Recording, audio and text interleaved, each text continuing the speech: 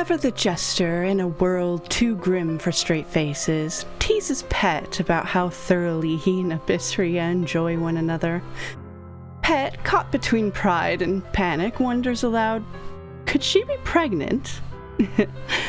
Al crowns him Paparelio, and the title hangs in the air before Pet departs on his own task, turning again to the mirror, his crossroads, seeking not just who he was, but who he might become. Yet the reflection won't settle. A shimmering green haze ripples across the glass, holding the forming silhouette at bay. Al tries next, and the mirror answers, poorly. Black and violet bleed across the surface like ink and water. Two purple eyes unfurl in the dark, accompanied by a slow Cheshire grin. A head shake, almost disappointed, before the vision collapses. Fleeing the unease, Pet has Mimi hollow out a space for brewing and stocks up on supplies to begin crafting potions of invisibility, small alchemical hopes against large cosmic dread. He checks in on Wisp, whose shoulders hang low. Still no reply from Meldor's sending stone. The silence cuts deeper than any spell. Pet soothes them that they're probably just busy, and not to twist himself into knots waiting. Wisp, wounded and weary, relents. The two escape into the sky for a while, Pet flying, Wisp taking wing as a dove, carving out joy in the winds. Back on the ship, Wisp helps stir the potions until his boredom blooms like mold, and he flits off in search of something less bubble-centric. When they reach the barbarian encampment, the party begins weaving plans like frantic spiders. Al and Pet scout from the broom, Wisp follows as a delicate dove shadow. They spot who's in charge. Wisp swoops low, peeking into tent flaps, discovering far more bodies packed inside than expected. Everyone regroups. Pigeon announces he has his demon ready to summon. Al suggests pretending to be Domina. Plans tangle, unravel, and tangle again. At last, the group decides Pigeon will unleash the demon as the grand distraction. Iris insists on going with him. Pigeon objects until he doesn't. She wins, of course. The rest of the party will approach from the dried oasis and strike the main tent. Before the chaos, Jora and his companion are deeply, passionately entangled. Then Pigeon's signal flares. Al kicks things off with heat metal on Jora, while Pet hurls a flaming sphere. Elijah charges in with beautiful devastation. Wisp dives from the sky and becomes a bear, roaring into the fray. A mage emerges, carving the air with cone of cold. Pet answers with fireball, lighting the night like judgment. Jora's companion tears into Wilbear with feral savagery, bringing him down. But instead of shrinking back into the boy, Wisp transforms into a pony unicorn, small and radiant, and trembling into the dark as he fails his first death save. Al, with a breath between heartbeats, revives the little Wisp with a healing word. In response, the mage unleashes another merciless cone of cold, dropping Al. Jora follows suit by cutting down Elijah. Panicked, trembling, Wisp staggers back, then calls on something older and brighter inside him. His unicorn spirit blossoms and he sends out a healing wave that pulls all of them, Al, Elijah, the whole pleading crew, back from the brink. And then, as breath steadies and hope rekindles, a new threat strides from the main tent and fixes its hunger on Al. And with that, I would like... I was like, wait, what? I don't remember that last part. Looking around. And you see the guy right there coming at you. But I would like Matt to roll initiative to get him on the tracker here. Okay. And I will also have Iris roll. 16. And then would you be able to give me control of the demon? Because he has a different initiative than me. You should have it. Let me leave. I might have to just refresh real quick. Oh, okay. I also had some questions when you have a second. Of course. Also have a question. Is there a way to get rid of the damn icons of everybody's character on my screen? Because good lord, it takes up 90% of this tablet screen. No idea how to do that. Ironically, sometimes they don't even show up for me half the time. But, yeah, I don't know how to remove them otherwise. The big square portraits, I assume you mean, for the players. Yeah. Okay. And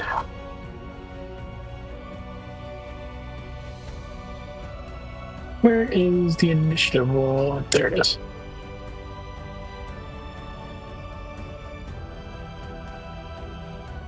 Alright, you got a 17. 17 on that. Good for that demon.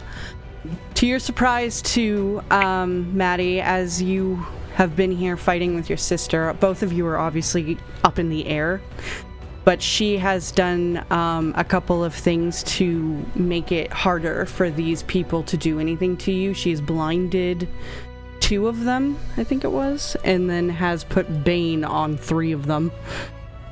Ooh. Oh, it didn't say Very the marker for blind. I think it was that one. And who else was it? Hold on.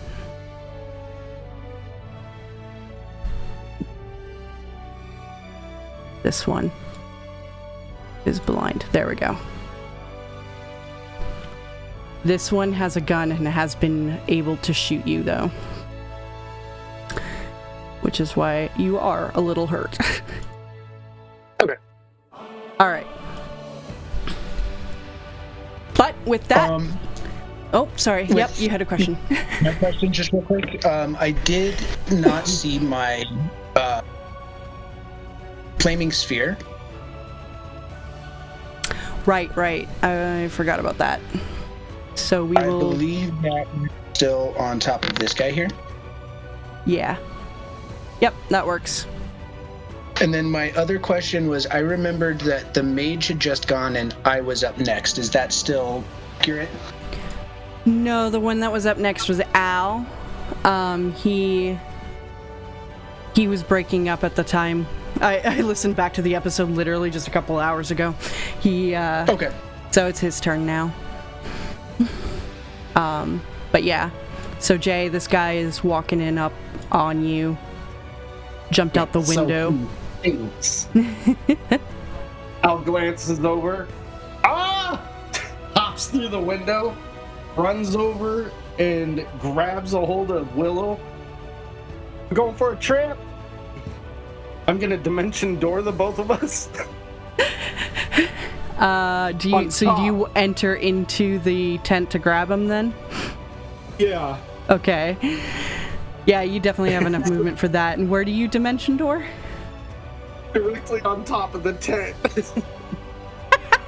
Okay. To where we're out of the range of all the bullshit that's going on, but we're just able to, still do shit to them. So he's a little jittered and freaked out because he literally, almost died for a second there. When you grabbed him, he kind of veered back and whinnied to get away from you. Just not necessarily because it's like he's not necessarily perceiving it's you at the moment helping him. He's just freaked out. Yeah, for sure. I'll say, can you make me an acrobatics check to see if you can grab on to him to get him to safety? Yep. Or you could make it an unarmed strike or something. Obviously, you're not damaging him, but just to grab him. Right.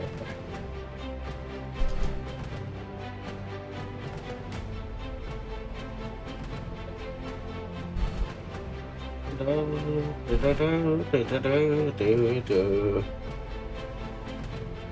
it roll? Oh, I scrolled up. Nope. There it is. 187. Yeah, with that, definitely. You reach out and, I don't know, grab his horn. I know, little dude, I know. His little stubby horn, because it hasn't grown yet. And you pop up on top of the tent. It kind of sinks a little, but it is a heavy canvas, so it will hold your weights at the moment. And, you know, he jitters a little and just wide-eyed looking around.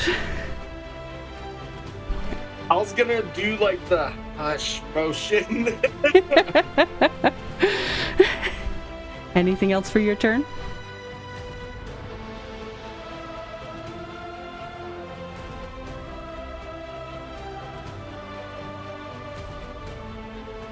Is there anything else for your turn?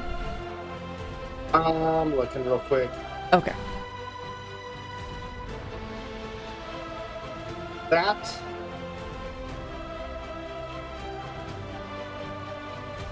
would be it.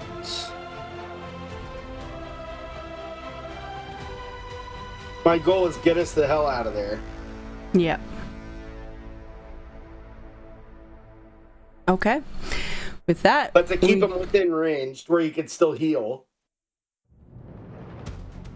yeah, if you can see them.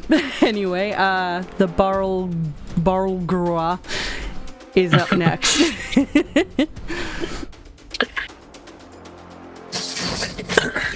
Okay, so I think I just have a quick. I've never used this before. How does it says multi-attack? It makes 1 tormented bite attack and 2 thrashing attacks. Can I just? Would I just roll each one individually Yes. for that, or okay? Yeah. I just wanted to make sure. Okay, so I think the first thing for his bonus action, it's gonna like leap straight up into the air, and it's gonna land right in the middle of all these people. Okay. If it's possible. He's kind of big. I'll bump her over. I don't mind. Oops. I gotta move him again. Sorry. Yep. There you go. And then I'm not sure if this guy right here would get an opportunity attack on him. I'm not sure how the jump works. It just says he jumps up into the air. Yeah, you probably will get one then. Okay. Let's roll that out.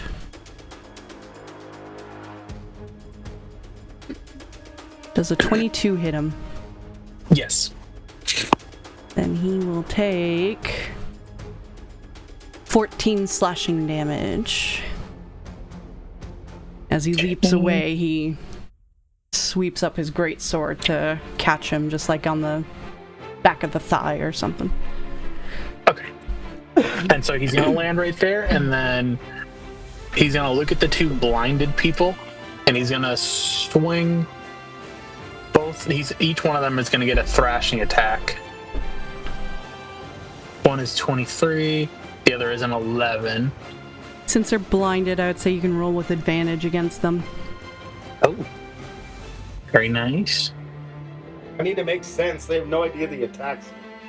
True. 18, 14. Alright, and then in that case, both of them hit. And then, It's one for each of them? yep, it's 1 tormenting bite attack and 2 thrash attacks. Okay. And let me just do the damage on those first. So one of them gets 12, and another gets a 10. Let's do 12 up here, 10 down here. Okay. And I think if the target is large or smaller, it now has the prone effect. Or prone condition, so they're both prone now as well. Okay. I don't think there's a nice prone icon, but... Oh, there is. Well, It says exhausted, but it looks like a guy on his hands and knees, so I think that works. Prone, blinded, and baned. Those two are fucked. And then just to add on to it, the one closest to his sister is going to get the tormenting bite. Okay. So 25. That'll hit. And then another 15 psychic damage. What do you think this tormenting bite looks like to give psychic damage? I kind of just like imagine like there's like an aura around it, like it's some like dark aura, and like when he takes a bite, it just like it like shudders through his whole body, kinda. All right. Anything that else? Guy's fucked up. Yeah. Nope, that's gonna be its turn. That'll bring us to you, Pigeon. What would you like to do? So I think the first thing I'm gonna do is I'm gonna just shoot some Eldritch Blasts at the two people prone, blinded, and baned. Yeah, that's the way to do it. So 26 and 21. Both of those hit. And I'm gonna divide that evenly again. The bottom's gonna get 15, top is gonna get 13. Alright, both of these guys are now looking bloodied. And then, just to add on top of it, I'm gonna move both of them 10 feet away to the left, so they're both gonna take opportunity attacks. From the monkey. Please roll me those opportunities. And with that, trying to see if he just has like a regular attack, but I think it might have to be the thrash attack again. Probably.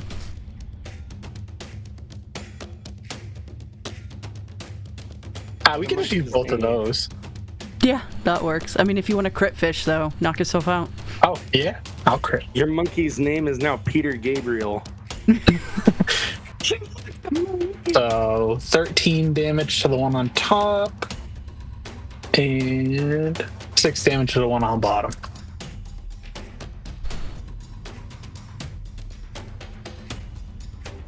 All right, Pigeon, anything else for your turn?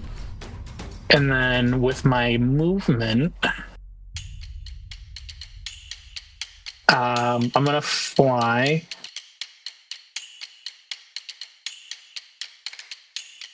right over here. Yeah, you are in the air, so you definitely can fly over the tent there. I imagine you're like roughly 20 feet up or so. Yeah. Same with your sister. So I'm gonna end my turn. Alright, at the end of your turn, now on their initiative, these guys are gonna run out of the tents hearing so much commotion going on. 15, 20, 25, 30, and then they're gonna dash 10, 15, 20, 25, 30 to get out there.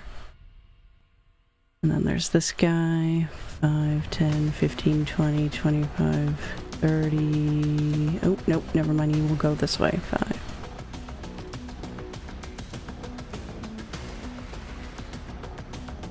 He also dashes to get out here, as we will add archers onto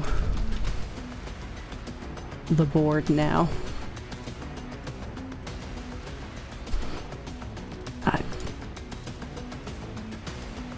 So these guys are coming out with bows and arrows, and as a person flying, I'm sure you know that bad. Alright. Back over in the fire pit of hell here. We have the mage's turn. And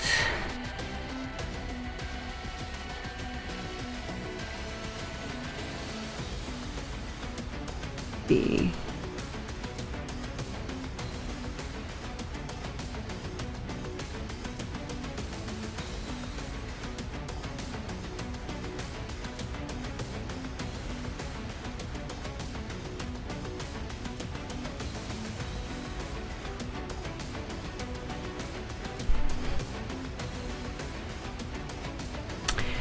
You know, Aurelio, he's not too happy that you keep doing fireball. So I think he's gonna try to do one himself.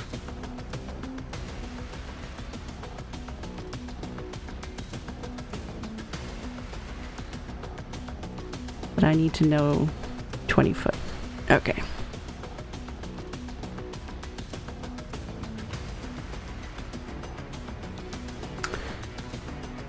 Goes there, he can get everybody, skip Jora, but he will get Jora's lover, and he doesn't mind that sacrifice, so...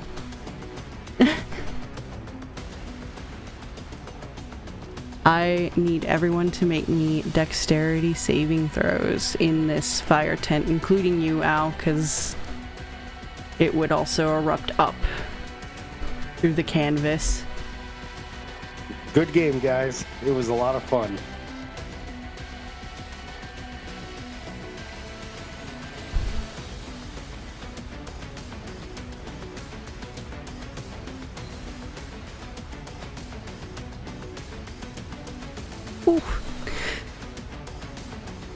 With that, yeah, Al, you definitely go down. I need Elijah I didn't roll anything yet. I know, but you only have 6 HP, and he did 27 damage. Yeah, I think we're all sitting at that. That's why I said good game. Not all of you.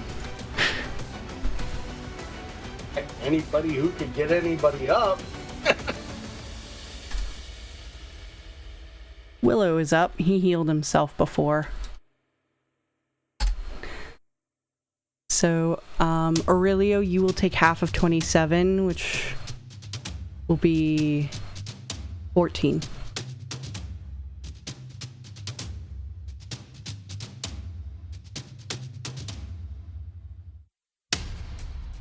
And then he's gonna move over here. Kind of jump out the window here and try to look around to see if he can tell where this unicorn is. Because a mage definitely does not want to lose that opportunity.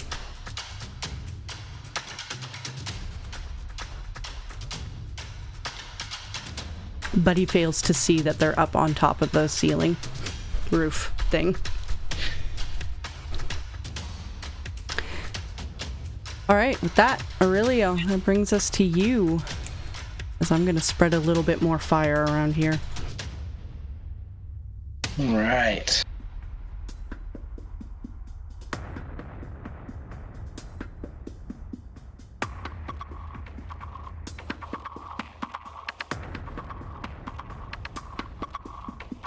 This fire's not going to burn you or Willow at the moment, Al, because you're on the roof, but I'm just kind of plopping it out as a guide. Yeah, okay.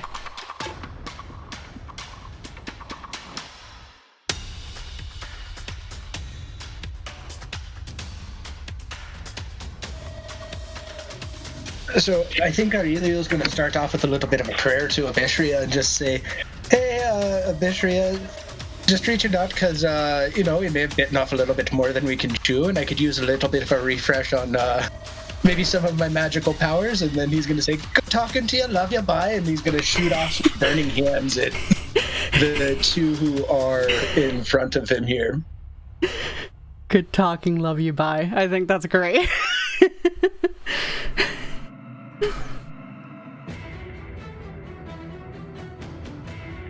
So I'll need a dex save from both of those two. DC's 14.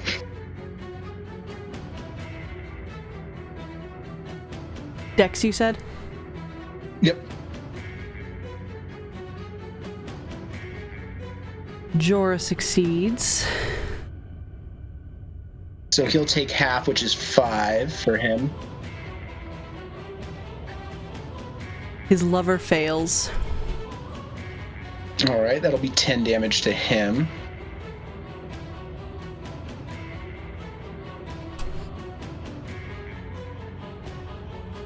Anything else for your turn?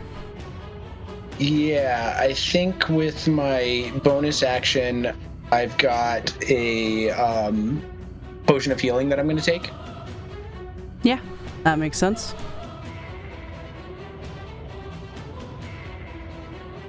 Subtract that real quick and that. Not a lot, but I'll take it.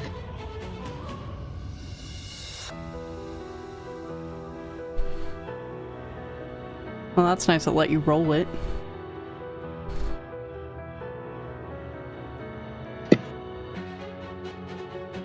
Anything else you got?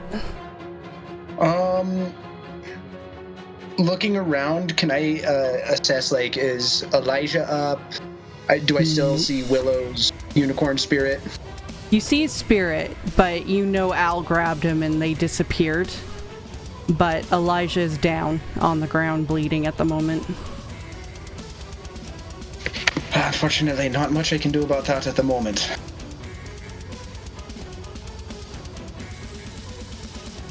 And I think that's it for now, because I don't think my flaming sphere comes into effect until his turn. Yeah. With that brings us to that familiar screaming you guys heard before in the background. As this random priest is... No, where was he? He was over here. So 5, 10, 15, 20, 25, 30... Jesus fucking, what the hell? You're still here? Kill them! The guy just looks at him annoyed. And he's gonna cast another healing word on himself. Which I'm gonna just use Willow's. Because that's easy. Oh, 2d4. There we go.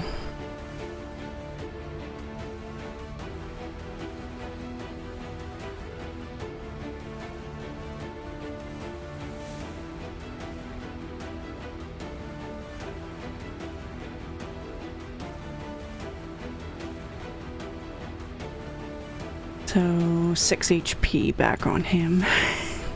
Lovely with the giant circle there. Yep.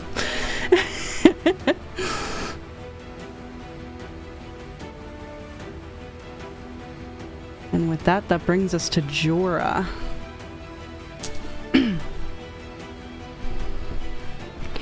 Who only sees you, Aurelio, as a threat here in this room now. He just kind of... He hasn't swung yet, but as a reaction, I'd like to use my shield. That's probably a wise decision. With that, what does that give you again? +5, so 21 to my AC. 21, okay.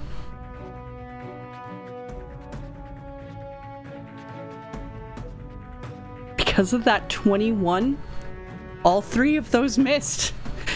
You swung each time and they just kept bouncing off your magical shield, unable to get through. Oh, go ahead. I was gonna say, all I picture is Aurelio, like, throwing up his hands. Giant bubble.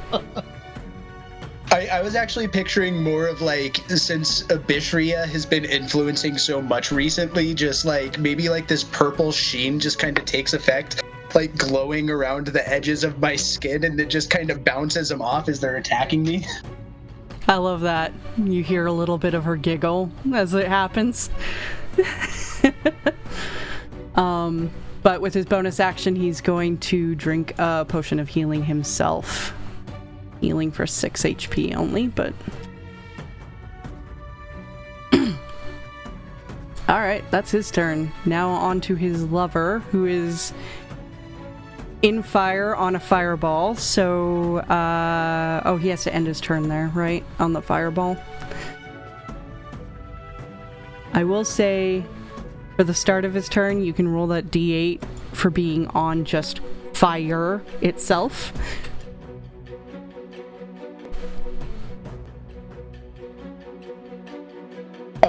I think it's at the start of his turn, if I'm reading this right. Let me put it in chat and I'll get your interpretation on it.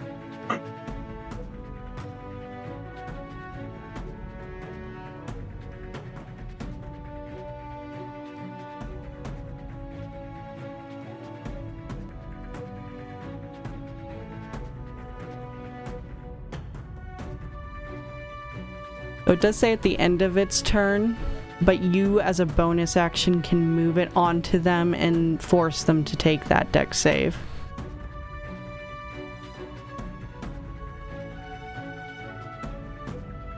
But it is within 5 feet of the sphere, so even if he's right next to the sphere, he would take it. Technically, actually, in that case, Jora would have to roll as well right now.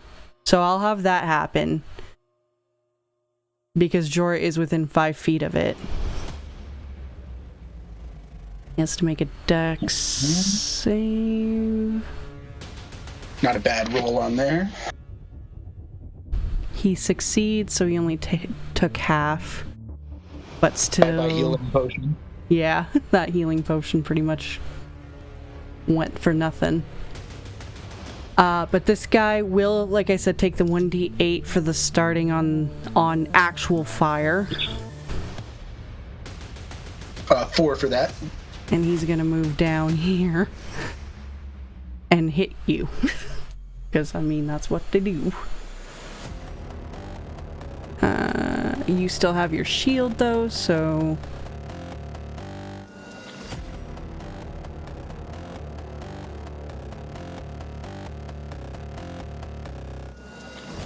He misses all of them, and, because he didn't even roll... I mean, his highest roll was a 16, so... woof woof, as the shield just deflects them all. That brings us to the other warriors, though. This guy kind of steps out, seeing fire fucking everywhere. He doesn't really know how he's supposed to get in this tent to help.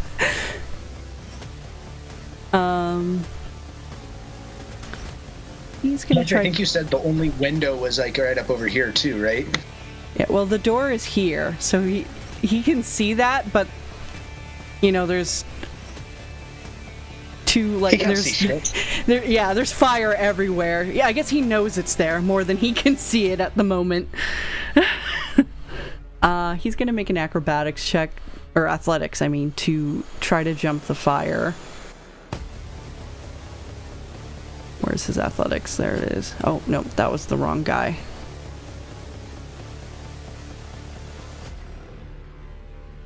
So many character sheets.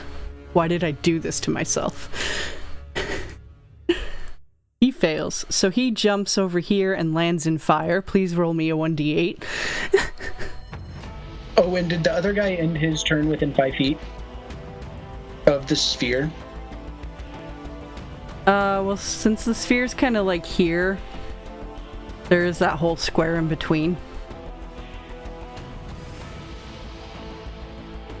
That's just a poor 5-foot square, or a 5-foot circle if I'm in. It is not a very good one. Alright, so you wanted it like right on his space? Yeah, because it was right on top of him on the previous round. Okay, then yeah, he'll make a dexterity save, and you can roll that damage there. He failed. Only 2, but then the other one was 5 for the D8. Cool. Fire. So he kind of, you hear a yell as he comes out and he goes here. 5, 10, 15, 20, 25, 30. He sees the mage and he's like, the fuck is going on here? We're under attack, you idiot. Is Jora in there? Yes. Fuck! And that's his turn, because he can't do much else. This guy wanted to attack Al, saw Al jump in, so he comes over here, sees Al's not there anymore. And he's going to try to make a perception check to find them. With a 7, he fails.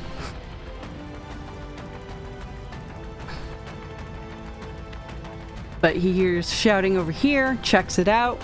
Where the fuck did that redhead go? I don't know, he took the unicorn and they teleported. Fuck! And that's her turn. Berserker command. Okay, let me zoom out here to Errol's side.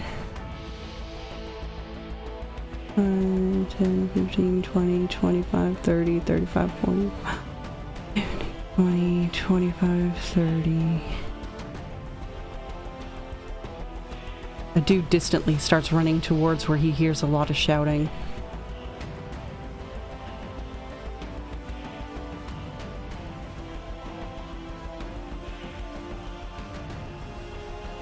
Another dude distantly runs towards where he hears shouting. And that brings us to Iris. Whee! Remind me never to make a map this big, too.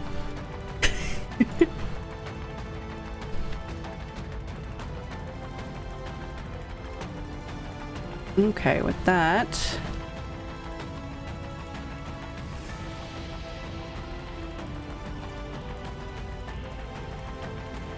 Iris is gonna fly over here because she'd rather be closer to her brother. And she's gonna cast Healing Word on him.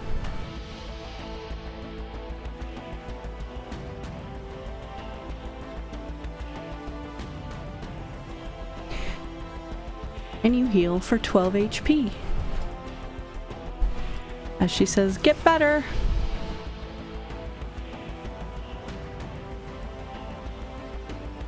And as an action,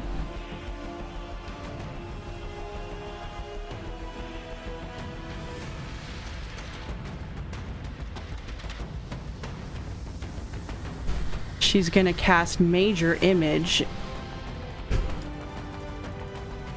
and create an illusion of the Balrog.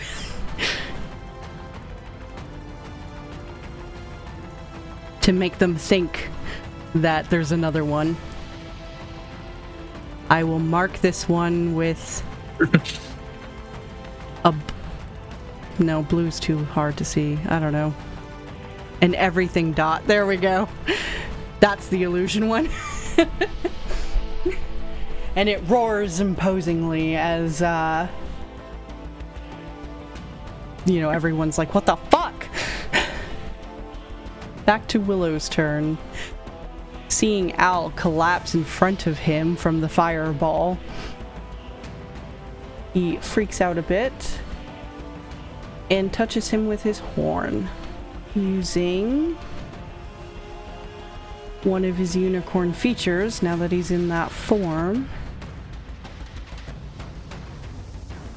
to cast Cure Wounds. You know what's funny is the unicorn effect should still trigger even though he can't see them.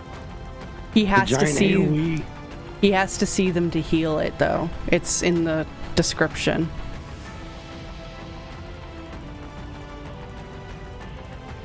It was a point of order I had to go over. You get 7 HP though. But it would trigger and you would heal an extra 6 on that. I'll double check just to make sure I'm not remembering incorrectly, but...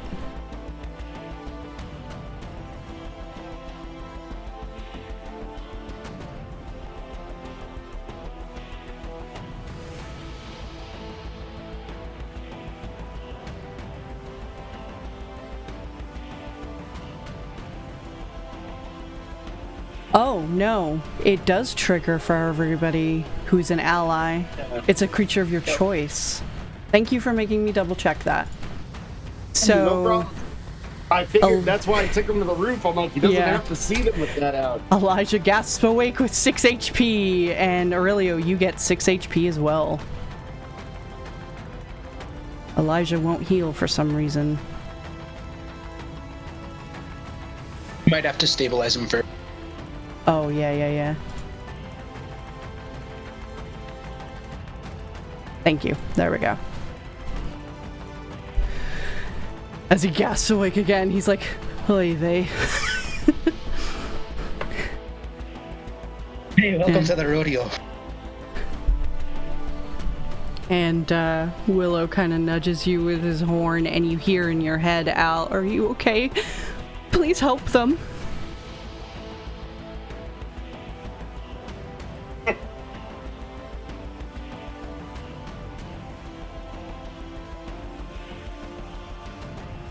And that is Willow's turn. Elijah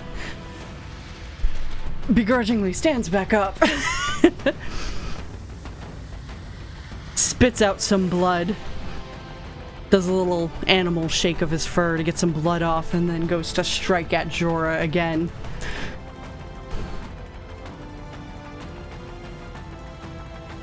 Oh. Roll better, Elijah. Does he get extra attack? I can't remember in this. Hold on. Yes, he's there. Okay.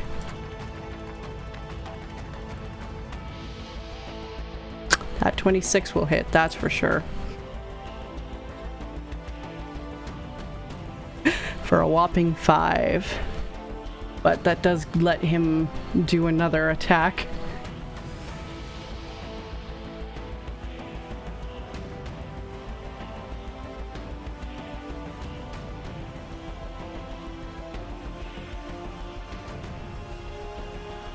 Actually, I'm gonna take back that attack. He's gonna do second wind. That would be the smarter play.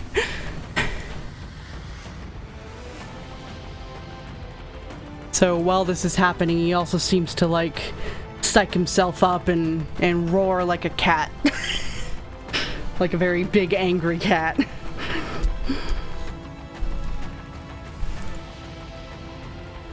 And that will bring us to Al. You heard Willow's pleas in your head as you see this light from his stubby little horn pass on to you, sparkling with the warmth of nature. Al is giving him the unamused owl face. The fuck do you want me to do, man? All right. I'm gonna punch a hole through the tent and peek through. I did say that these tents were thick in the last episode and it would be hard to carve through. Oh, okay. In that case, knowing that, yeah, Al would just fuck, roll off the side of the roof. I would like you to make me an acrobatics check not to take damage as you land. Yeah.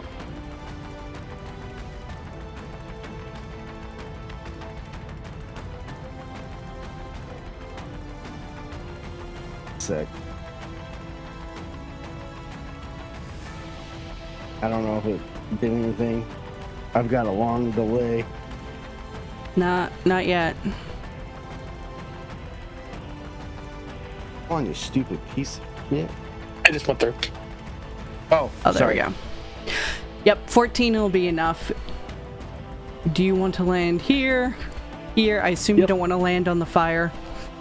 Nope, he wants to land on the other side of where the window is. Alright, there you go. So you can peek inside the window again. You see Elijah's back up. Although I don't know if you knew he went down, actually.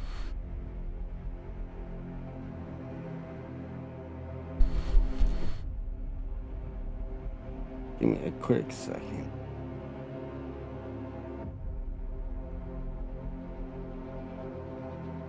Is that fucking mage in there that keeps throwing fire? Nope. He's outside. He stepped out trying to find Willow.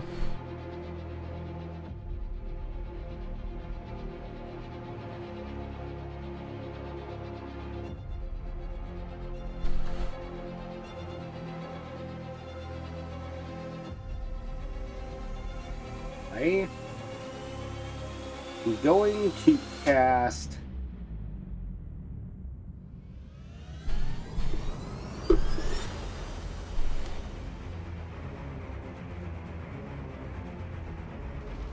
to cast heat metal on the asshole's sword again. On Jordan. Okay. Jordan's sword is getting heat metaled.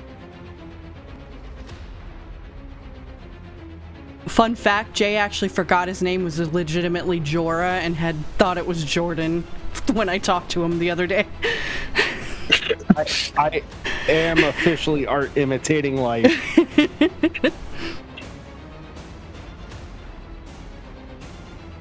Okay. I don't know if it rolled that. It did. He took 5 damage. Well, I think he takes it on his turn, doesn't he?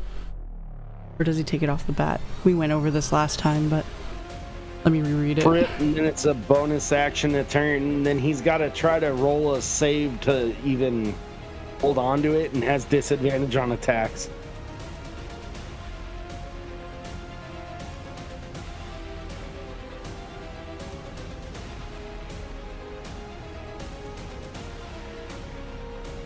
Right. So he does Al take the is damage going- and then makes the con save. Okay. And Al is going to kind of slide a little down the ramp and hide to where the ramp is 3/4 fucking covered from any more fireballs.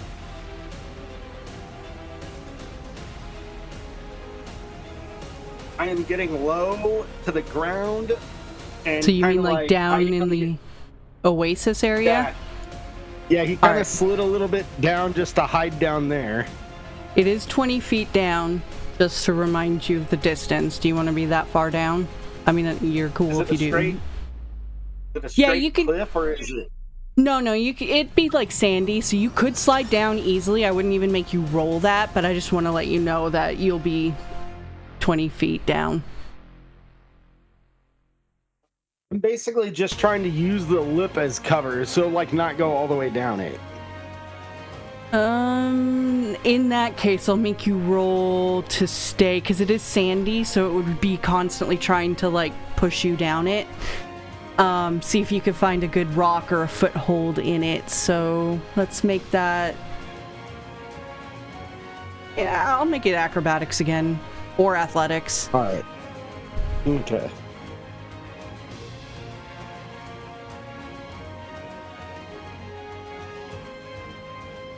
Yeah, okay. So you can just duck under that lip there and kind of have to wriggle your hand in to get a hold on some like rocks that are a little bit deeper in, like a rocky face, and you're holding on while sand is kind of trying to shove you down, but you manage. But I'm not gonna eat another fireball. That's all that matters. Anything else for your turn? That is my turn. It's not the right name, but Balrog. What does he do? I think he's gonna look at the poor lady that just watched her friends get fucking brutalized by him, and he's just gonna throw all his multi-attacks at her. I totally forgot to put her on the initiative roll too. So now she's there. But please, roll me those 20, atta- a 26, and a 14.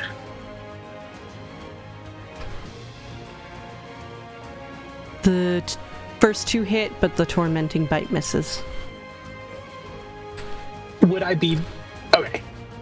I just looked at the advantage thing, because he would get advantage once the prone hit. But She's not prone, but yeah. she's gonna take 10 bludgeoning, and now she's prone because of Thrash. Yeah, okay.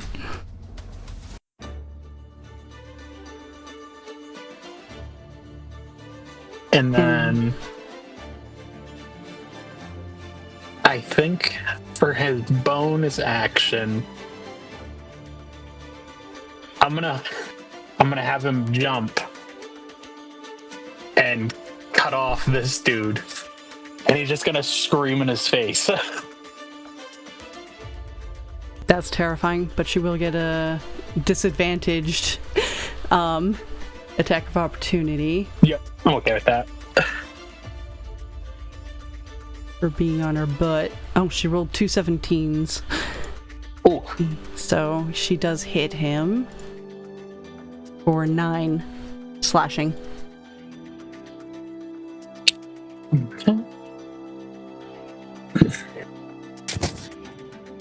Actually, wait, I forgot to roll Bane. That's a 1d4. Nope, she would have still hit. So 9 slashing. okay. Anything else that she does? No, I think the monkey used up all his stuff. That brings us to you. I think Errol is gonna move right over here, and then he's just gonna Eldritch Blast both of these guys. So the first roll is gonna be for the top one. So a 20 and a 17. Both of those hit. So 9 and another 9, and then they're pushed back 10 feet each. To just get blasted back and forth on this man.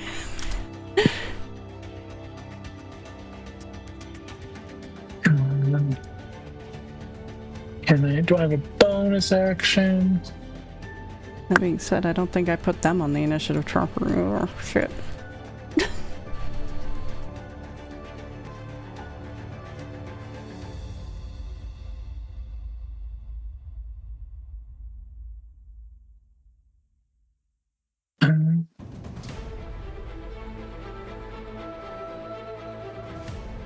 I think that's where I'm at my turn.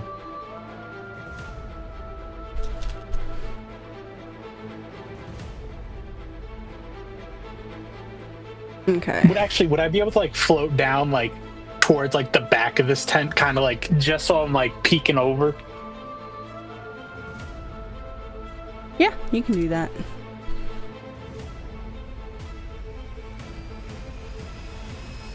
That'll bring us to the archers.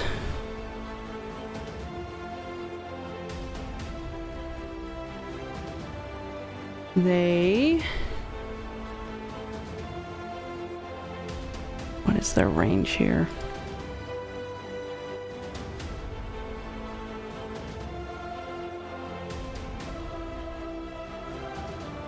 The lack of detail drives me crazy.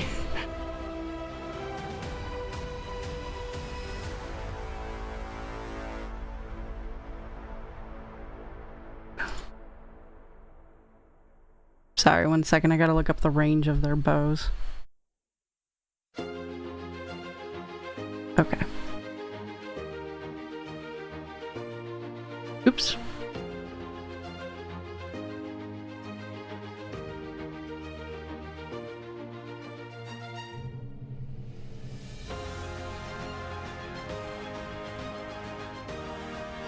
This guy is...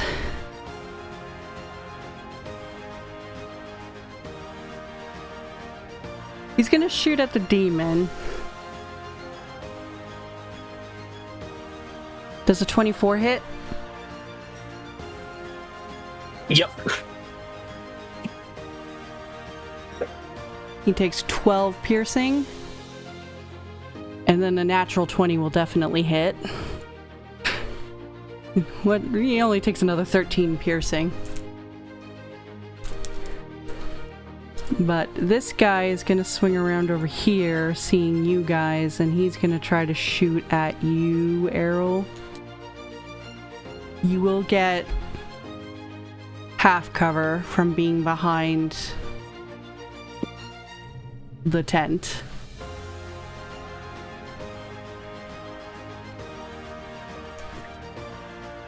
Which means you get, how much bonus AC it was?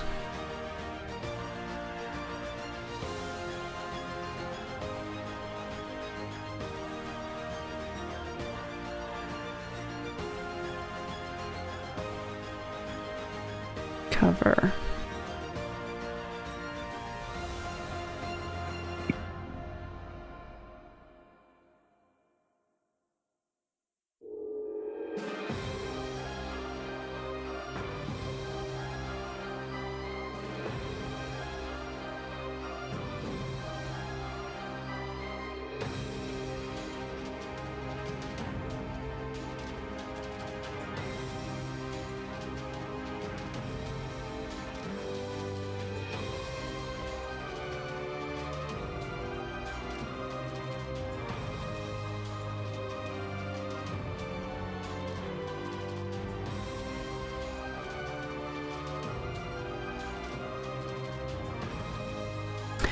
I love this. As detailed in the cover table, there are 3 degrees of cover, blah blah blah blah blah, but it doesn't give me the table. Thank you for that, compendium. Google will work. What is half cover? Plus 2 bonus to your AC. Alright, so keep that in mind as I attack you. Okay. I assume 13 won't hit in that case. But no. Does a 19 hit? Yes. Alright. Then so as he shoots the first bow, it kind of arcs and flies too low into that peak of the tent. Didn't quite hit you, but then he readies a second shot to take aim more properly, and that one will hit you for a whopping 5 piercing damage. So I'm not sure how you'll manage, but just try. 20, 25, 25, 30. This guy will come out here. Seeing all this mess, you know, he's gonna think the demon is a little scarier too. Plus he hasn't seen what you or your sister's done too well, so he's gonna attack the Bargalgarg. Gobadob. A 13 I don't think hits, but I believe the 15 does. Yep, it matches.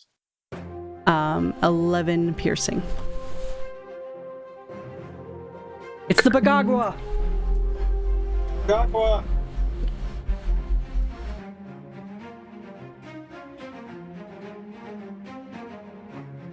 Alright, that'll be their turn. Now it's the Berserker's turn finally, because I forgot they existed. This guy's gonna swing at the demon, because why wouldn't he? It's right in front of him.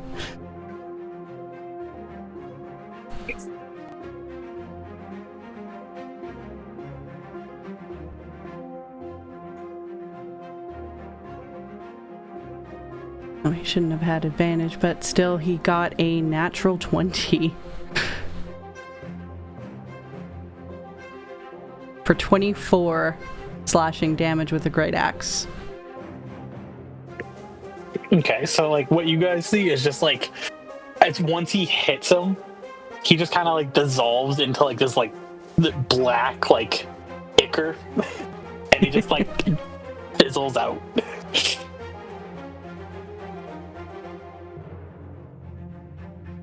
Goodbye, demon. He served his purpose. Yes. With that, he looks up with a grin and starts charging over to you guys. But that was his one and only turn, so this guy stands up. He can't see, and he feels like shit, so I think he's just kind of gonna run.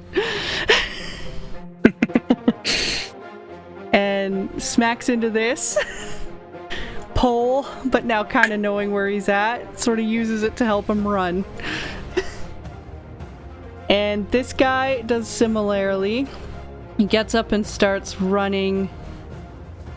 I'll have him roll to see if he goes in the direction he wants. Make it a perception at disadvantage. I think that's fitting.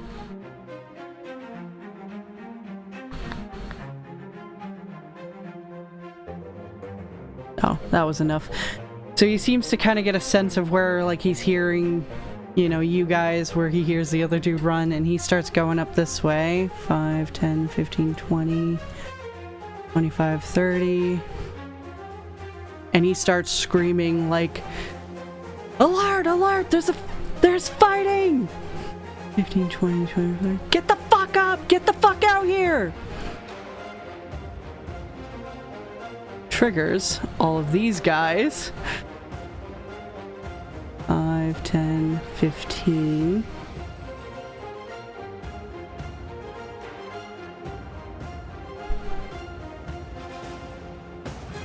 $20, $25, $30.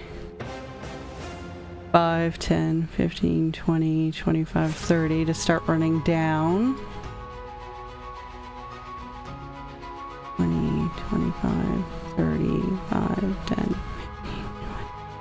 25. Yeah, I think it's 30. just about time to grab Mimi and get the fuck out.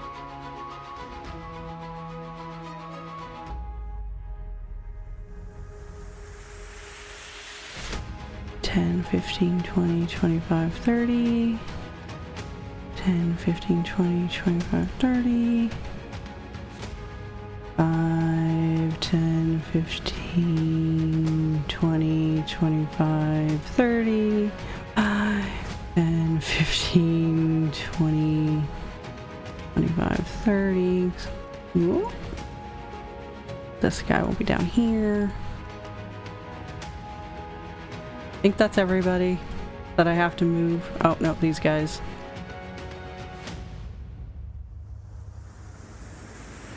Five, 10, 15, 20, 25, 30. 5, 10, 15, 20, 25, 30.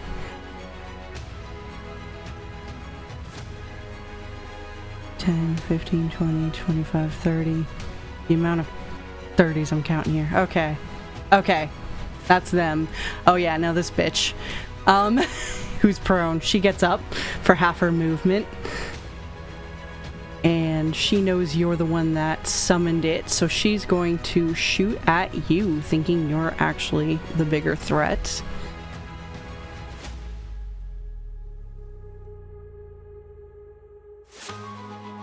And a 7 and a 12 I doubt hit, so she pulls out a pistol and pew, pew, they just go off, and one completely like whizzes and misses you as it's the blood in her eyes, you know, she's trying to wipe away all this stuff. She's also foggy because of the bane, and one of them hits the tent and the other one just veers off into oblivion. Mage! Hey, cone of cold, buddy! He's actually gonna try to see if he can find Willow again.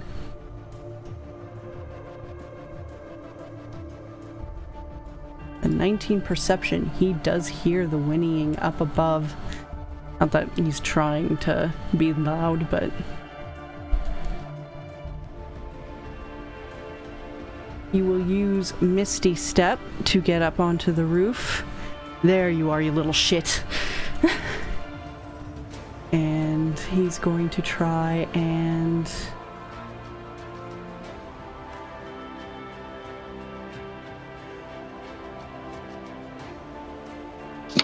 attack Willow. And put him back down so he can grab him.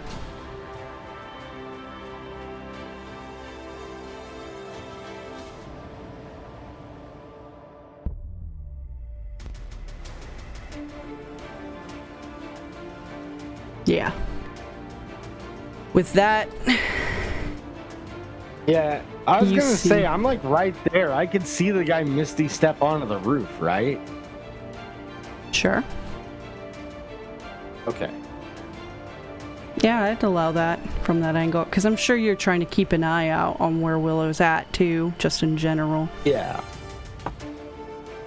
But Willow does go down again, and Aurelio, you would know because you see his unicorn spirit disappear.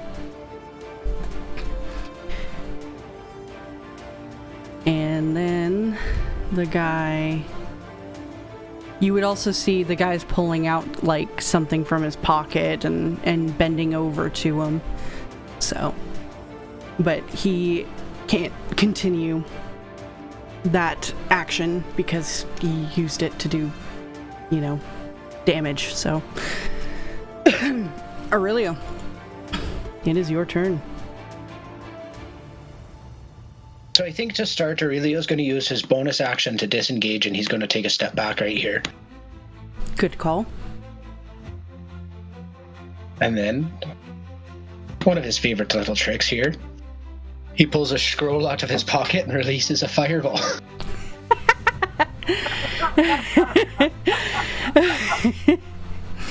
Now, question, if the fireball hit me on the roof, would it also hit the asshole who just downed Willow? It will, if he can get the angle right. Which I think he can.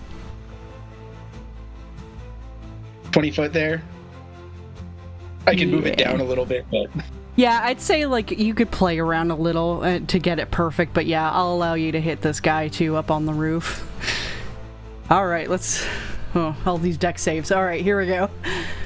I'm looking forward to hearing this guy scream as loud. The mage failed, so that's good. On it.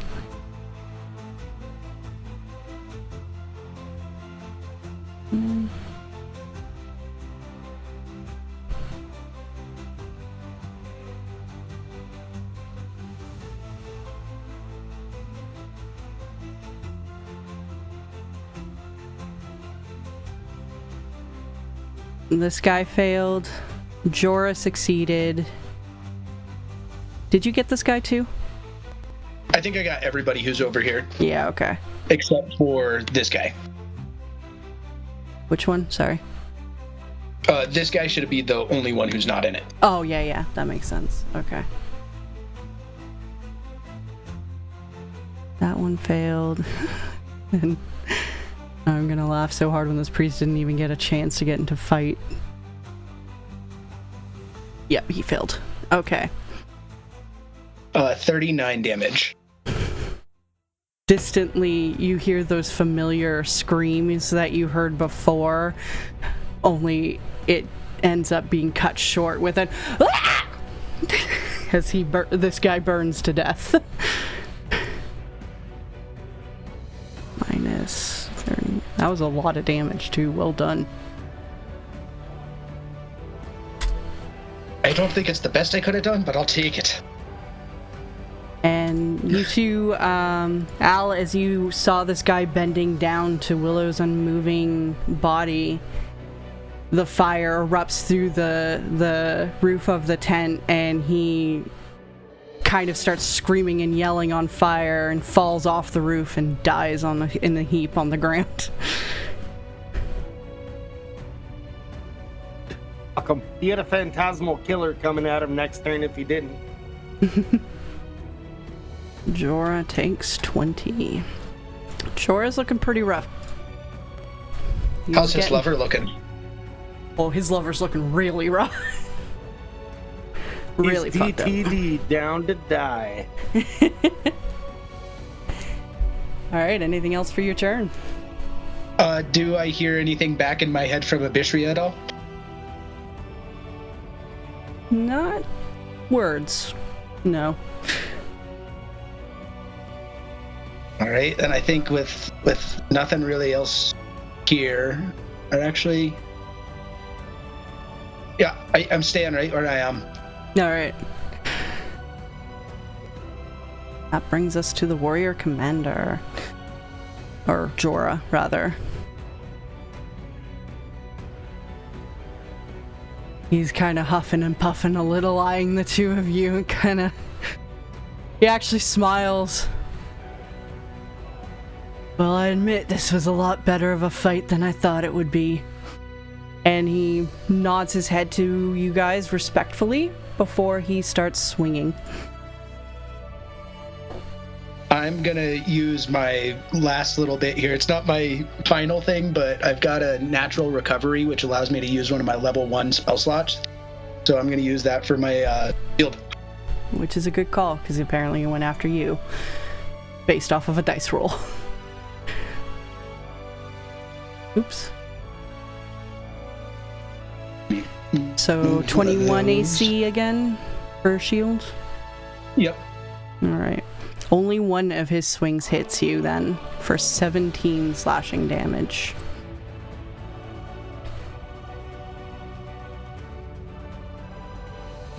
Well, did you factor in he has disadvantage? I did not. Thank you for reminding me. Yep. He rolled a 26 anyway, so he still hit you for 17 slashing. Right.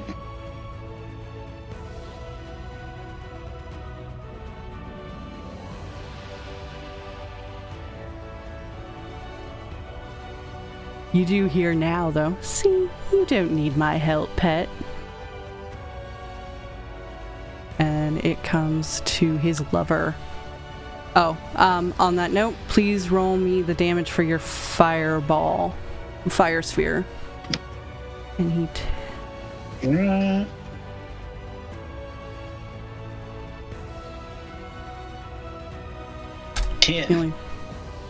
He took half for that. His lover will move up over here and start swinging on you. Yeah, would the fire have spread anymore with the other fireballs going off? No, actually, yeah, you're right. Let me do that real quick here. These are definitely spreading in. Oh, yeah. Yeah.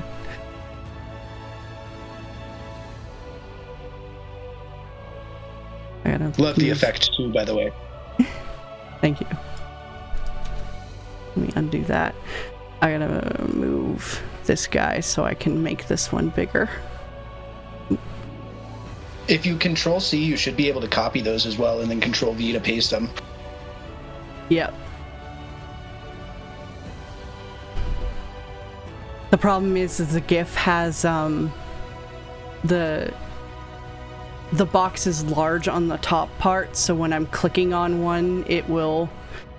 Oh, it hides it underneath? Yeah, I had that with one of my other flaming effects in that other game the other night. Some fire is definitely spreading up on the roof as well. The roof is on fire! The roof is on fire. And these are spreading... Just like we fucking... don't need no water, let the motherfucker burn. Alright.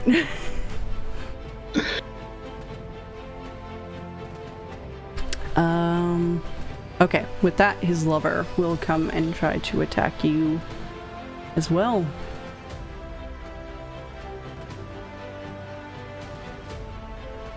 He only hits you once with a 25 for 9 slashing.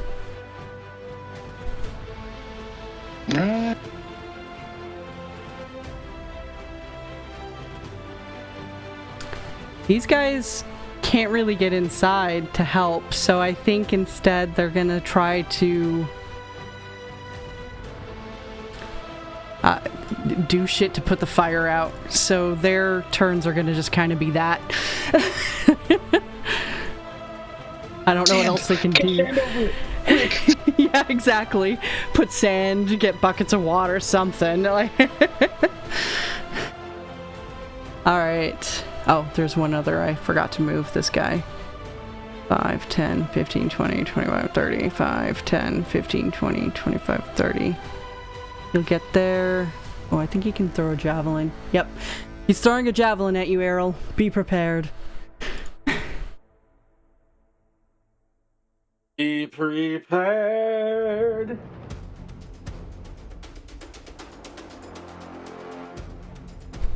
And I think all of these hit. He wouldn't have half cover from this angle because he came straight behind you.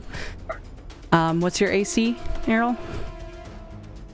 16. Yeah, all 3 of those hit.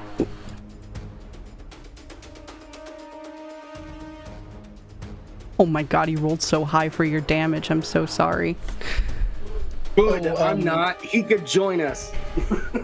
Real quick, should I roll the flaming sphere damage for the guy on fire and then the D8 for the fire? Yeah, I forgot about the flaming sphere for this guy, so please do, and I'll make his dex save. There's the D8, and then...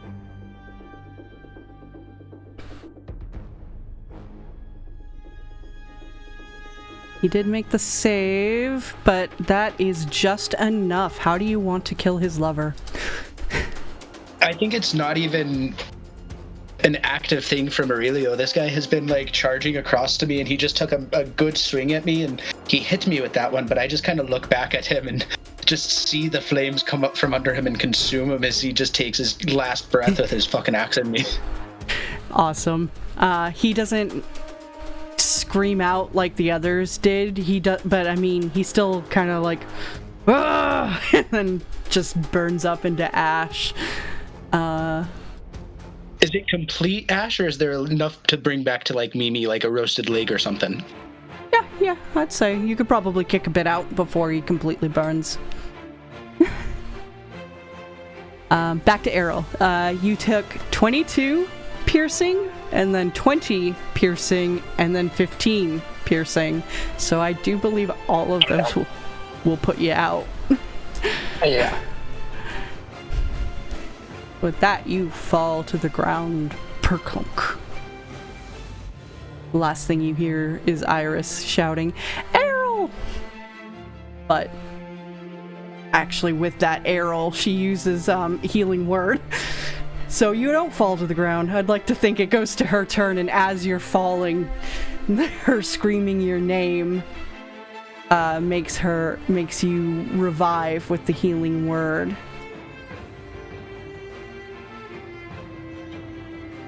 For 22 HP you get back. This goes to show that bird is the word. Kill yourself. I was waiting for it.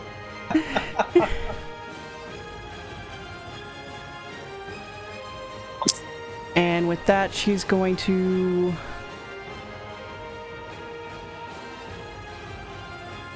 fly over here and cast color spray on this guy one as well.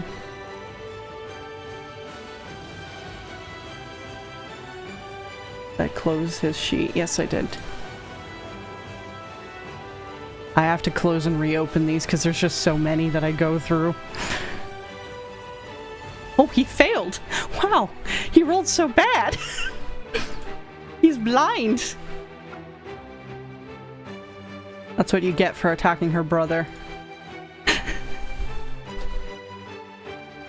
God, I'm partially blinded. Temporarily. Nah, bitch, you're blinded for the rest of your life. And Willow has to make another death saving throw.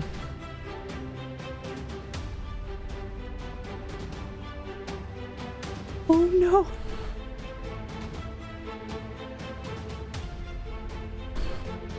With 2 fails.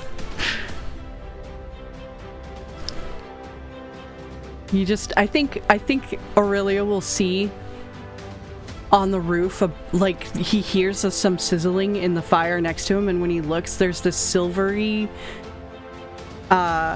liquid just dripping to the floor, where there's a little indent of his lifeless body as blood is soaking in.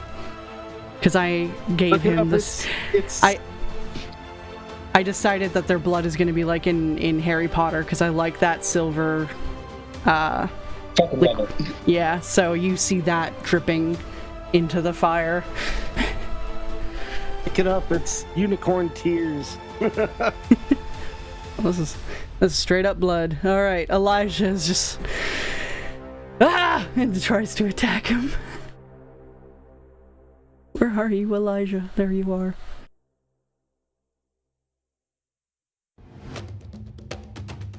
That will hit.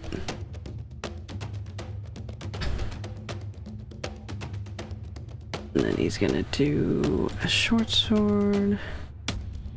That will hit.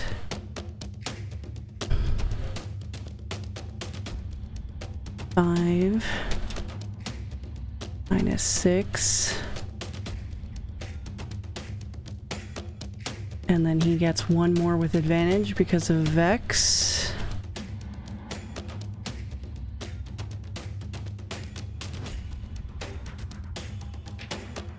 $22 will hit. And of all the people, an NPC gets the shot. So as he... Yeah, it's true. As he roars at him, he swings his scimitar up to, like, cut across an upward slash on his belly, and which kind of knocks him back a bit, and he uses that opportunity to cut a downward slash with the opposite one to make, like, an X across his chest and cuts him there, but then for the final blow, he stabs both of his blades into his guts and just rips it out, so his guts and everything spill on the ground as he falls to the floor. First on his knees, surprised, and then falls back into the fire and starts burning.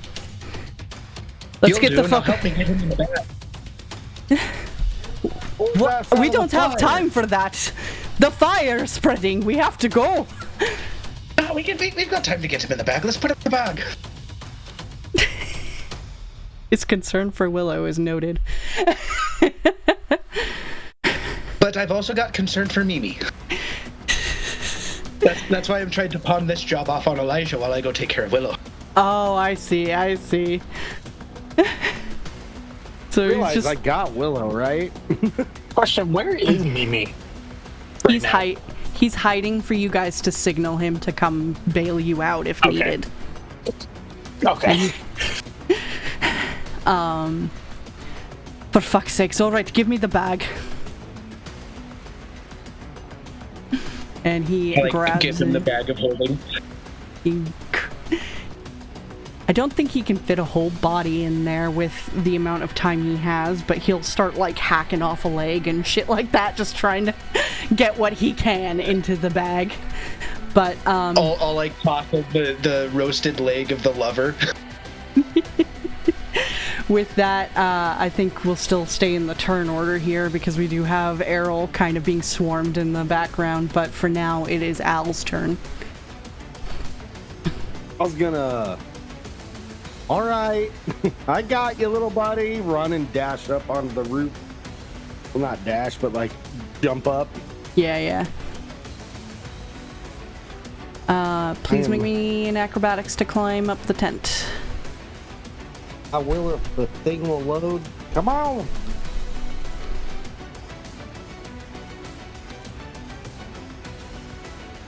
This method works with the voice. It's not screwing up on the mic, but tablet is not easy to work.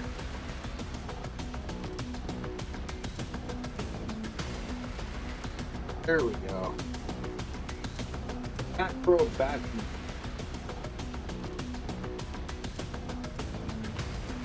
Oh yeah, you zip the fuck up there. If Elijah saw, he'd mistake you for a cat. Yeah. I just yell out, "Homie!"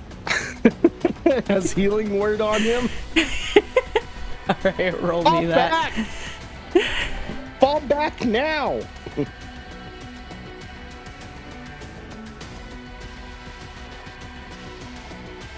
I don't know if it rolled.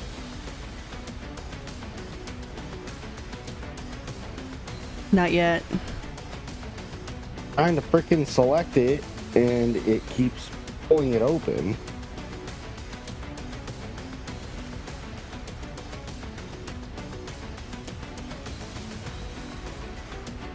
Oh my god. You know what? It's 2d4 plus 4, right? Mm-hmm. I think, well, it's 2d4 plus your modifier.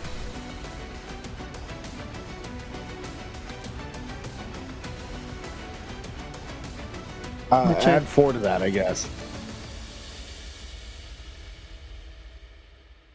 It didn't roll. You want me to roll it? What the fuck? Yeah. Let me get your sheet up here. Did you take the spell slot already? Yes, I'll do that now. Okay.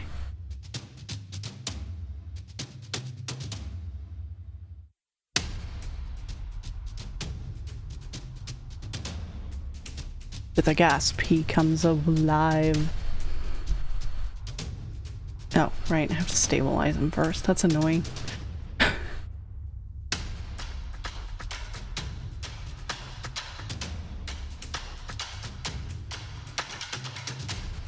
And his little pony eyes look up at you terrified as he wakes up, and he's, you know, the fire would be kind of kicking up onto the roof by now, and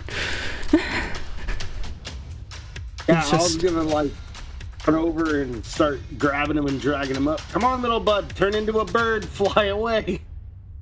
I can't. I don't have any more. All right, come on, little bud. I'm pulling him to the backside of the burning building, where it's like a reverse L. Like over here? Yep. Okay. I'll put you up there too. And with that, let's go over to Arrow. Oh, unless you're not done. Sorry. I was going to say, if I can, I'm going to try to message in the general direction of where I know me to get the fuck over here! Yeah, I think we discussed this last time. Mimi would be in the range of whatever your message needs to be. So, with that, you would hear, okay, on my way. Oh, look, fire! And he'll start coming down. A lot of it. We'll put him at the very end of the turn is when the round, he'll arrive. Over here with the Zerkers, and this guy's gonna come here and try to swing at the fake demon. Let me make sure to read major image.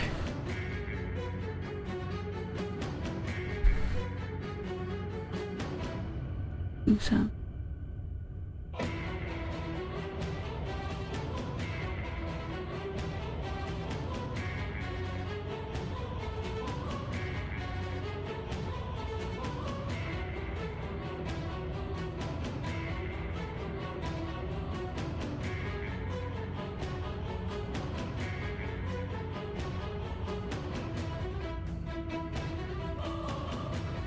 Okay, so with that attack, he knows this is an illusion. As his sword just swings through it. And he's like, it's fucking fake! But at least for a round, he wasted an attack on that. And he's gonna try to come over here to get to you guys, but that's not gonna do much for him. This guy stumbles off into oblivion. This guy runs away into oblivion. I think that's all of those ones. Yeah, okay. Errol, it is your turn.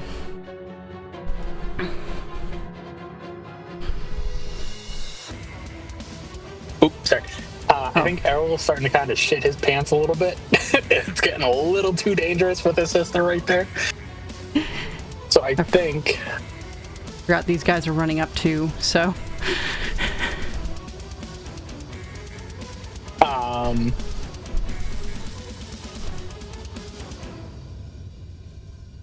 I think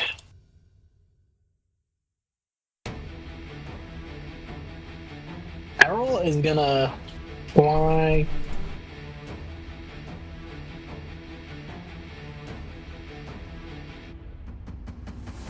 30 feet this way, kind of towards the smoke. But he's gonna look back at the massive fucking group of people, and you're gonna see like patterns start to form on his hand, and he's gonna stick his hand out, and where like this group is, I'm gonna use my last spell slot, my last level 4 spell slot to summon another demon, and it's gonna be the other one, the Hezro. I don't know how to pronounce that. Can you spell it for me? Yeah, I'm gonna put it in the chat. Okay. Hezro. That one I can see. It's gonna spawn right here. Yeah, we'll put him there because he's so big. Well, that's a creepy looking fucker. Yeah. And then let me make sure you have control of him. And then do you want me to roll initiative on it? Yes, please.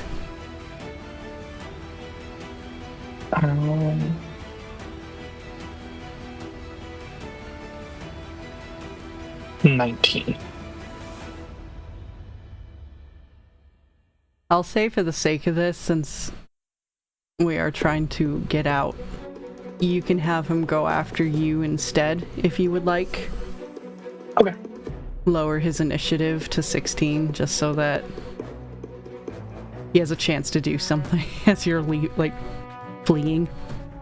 Okay, and then this is just for whenever the archers and the berserker start their turn.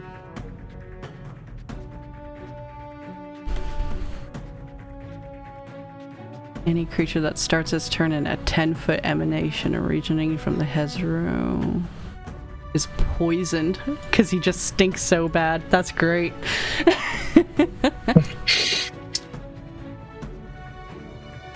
Alright, with that, oh, sorry, are you finished, or? I'm gonna finish my turn. Okay. The Hezro.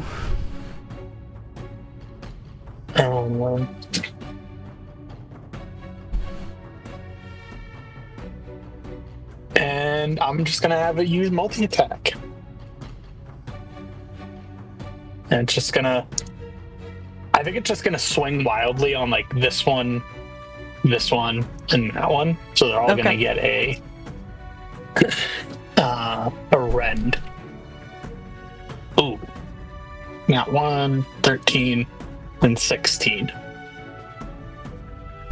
Well, the nat 1 definitely will miss. But the 13 and the 16 hit, so roll me that damage. Oh, so that could not find damage. What does that mean? I have no idea. No, I haven't seen that before. Well, I could, when I clicked on the damage in the actual chat box, that worked for me, so... Yeah, I guess I can't find the damage. That's weird. That is so weird. Okay, well, I rolled an 18 and a 22, so that's pretty fucking good. Where would you like the 18 and the 22 to go? Let's do the 22 on this guy and the 18 on this guy. Okay.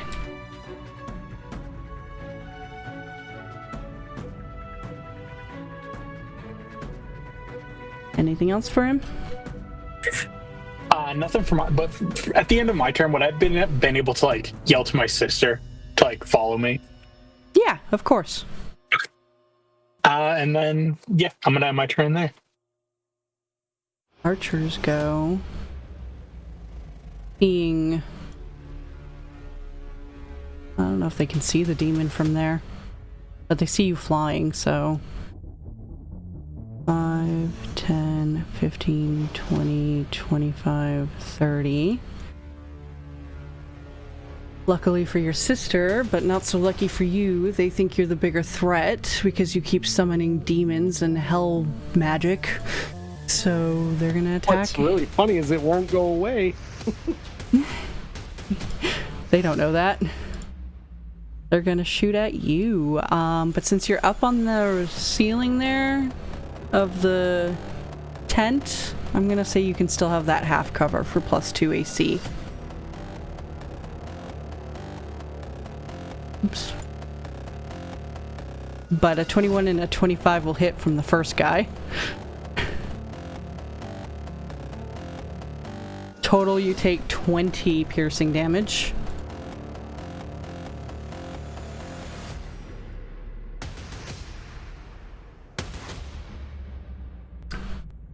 The second That's fucking rough. Second guy. Okay, at least you weren't stuck in a room with them. Well, these are archers. They're different, but they're still pretty rough. This is an army. The second guy struck out for 21 would hit you, but would a 17 hit you? No, not with the... Okay. But he does 2. he does 11 damage. I'm down. So you fall to the roof of this. With you down, the third guy will obviously attack your sister. Now, does he take falling damage and, like, one failed death save from falling? From the sky? Not onto the roof of the tent. I'd say that would give him enough cushion to survive. Now the real question is, though, does the demon now berserk and just start attacking anybody? Well, Matt will have to tell me in his description there. Is that what happens? I don't think so.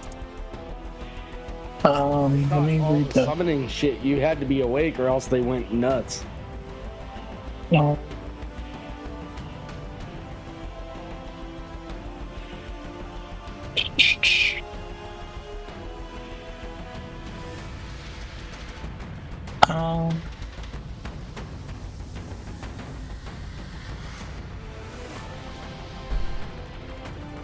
It doesn't say.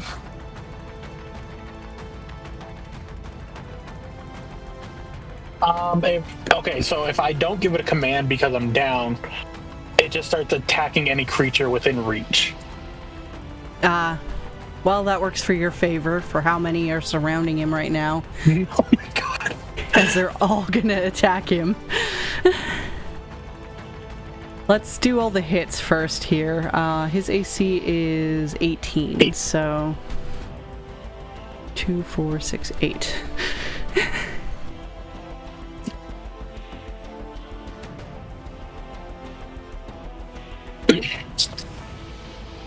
Five, 6, 7, 8. So one of them misses, 2 of them crit. Oh my god. The first damage is 6. Not so bad. Mm-hmm. The second is 11. That was one of the crits. Mm-hmm. The third is a 21. That was also one of the crits. And then 8. And then 13. Oh my god. My poor summon. And then 15, and then 6. Okay. Okay. You got all that? Yep. He's still looking pretty good. Okay. Demons are beefy boys. 5, 10, 15, 20. This bitch walks up a little bit and then takes aim at your sister. The ironic part is that these two die when they've had the most luck, even though they're surrounded. Well, things are not going to look good for your sister. Let me make sure she doesn't have shield or something. Nope, I didn't give her shield. I don't think she can.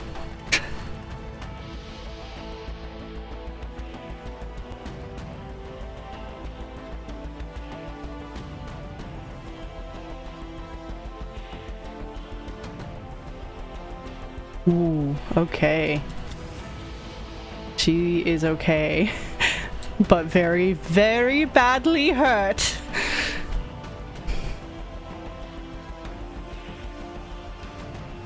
Echoing in the darkness of your unconsciousness, you hear 2 gunshots and the sound of your sister calling out in pain.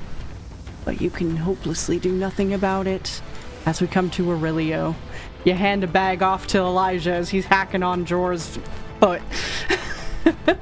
Get back to the airship as soon as you can, and I hop out this window here, and I hop up onto my broomstick using my magic action and start to like go up a little bit in the air, get my bearings, and then if it's possible, if I see Al and Willow, I'd like to fly over towards them and try and pick Willow up. Just, oh, toss me Willow.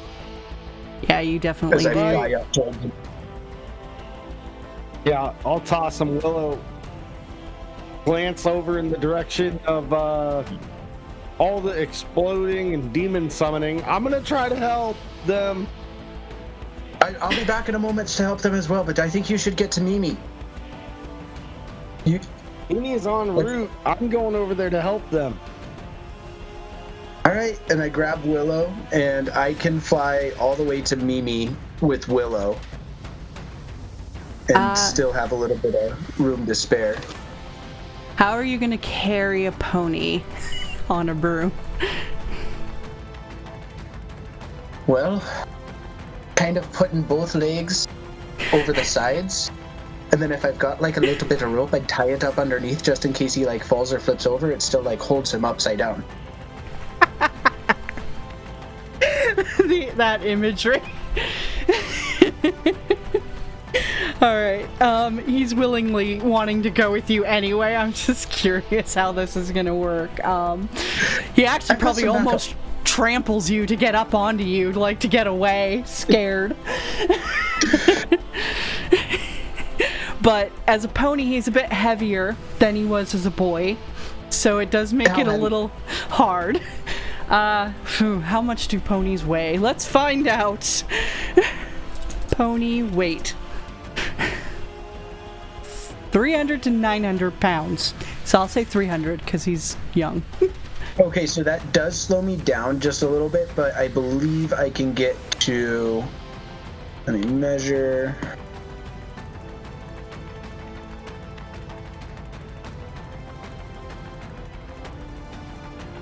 Yeah, I can get to Mimi. Okay. You would see Mimi's descending from, or did you hide him on the side or did you hide him in the clouds? I can't remember. I think he was just up there on the cliff face, or maybe like right behind a rock or something. Let's give him his icon here. So there he is. Oh, he's much closer. I thought he was all the way up here. Hold on. Where? Yep, there.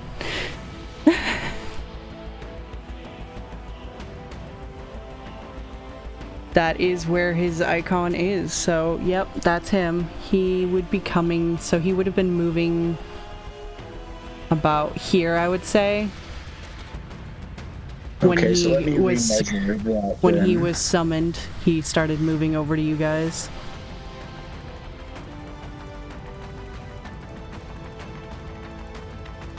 So I can get Willow there, and then dropping him off, and if I've got like my bonus action and cunning action, I should have another 50 feet of movement once I drop Willow off. Okay. I'll allow it. So, let's see, that would put me... here.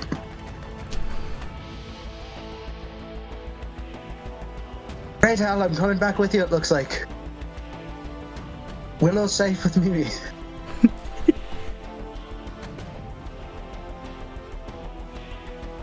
Alright, anything else for your turn? I think that's my action, bonus action, and thing action, so I think that's about all I can do. He's gone. This one's gone, but there are other ones there. He's in the back now. Let's see if they can put out the fire. You know what? I'll say they kinda can put that one out. Speaking of that, since it has spread on my previous turns, would the fire continue to spread? Yeah. Yeah, you know... We'll just... yeah. Let's get this big one over here. We'll put that in there.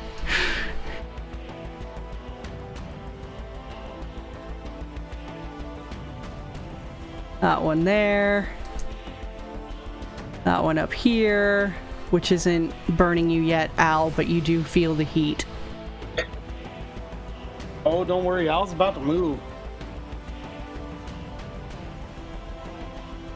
Oh, and then these ones would be spreading out.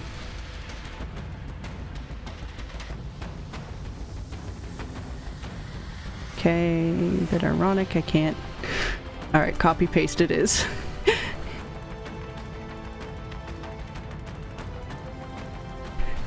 As Elijah's getting a little boxed in too, but with that, we'll come over to this guy who thinks a demon is a bit more of a threat than Iris at the moment.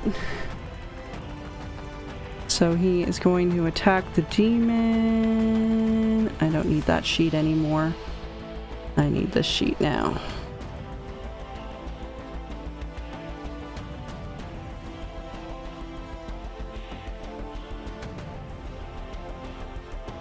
Well, the nat 1 definitely misses, but does a 19 and a 21 hit your demon? Yes. Alrighty. 15 each, so 30 total slashing.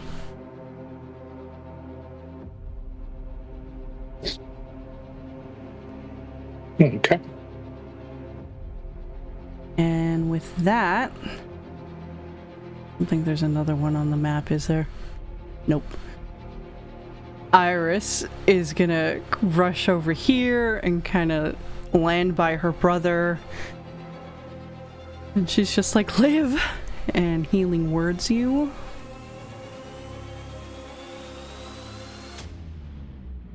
At second level.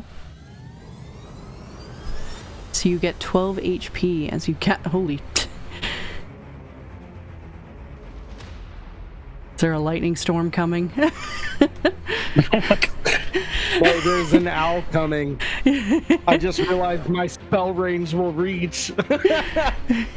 Alright, you get 12 HP back, but as you look up at her, she's like kind of hugging you. She's very bloodied up and pretty fucking hurt. And I mean, that's kind of her turn. Oh no, you know what? Nope, I can't. She doesn't have the spell slot. Yep, that's her turn. So.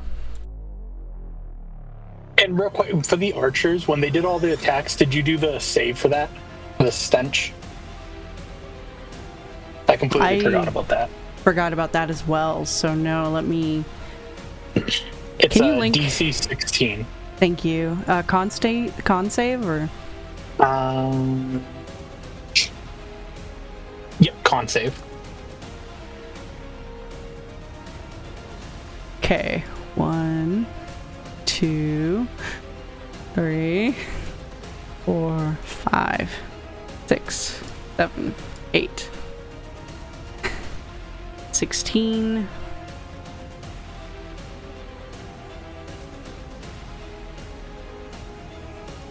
Three of them failed. So I'll say it's this guy's poisoned, which would have given them disadvantage, but unfortunately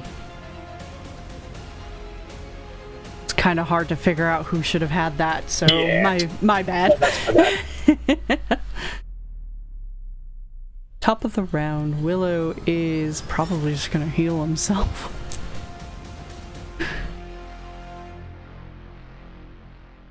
And cry. Yeah. Heal himself and cry. Good things to do.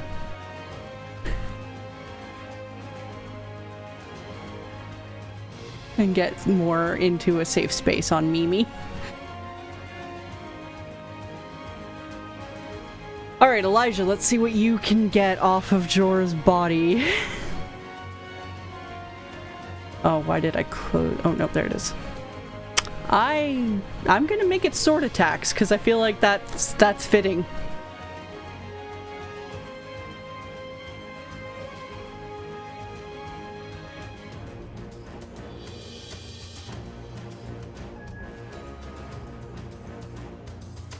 Yeah, so I don't care as long as I get that great sword. No, I'm kidding. He basically hacks off all of Jora's limbs and shoves them into the bag and takes his head just for good measure. It's charred and fucked up in the fire, but, you know, fuck this guy.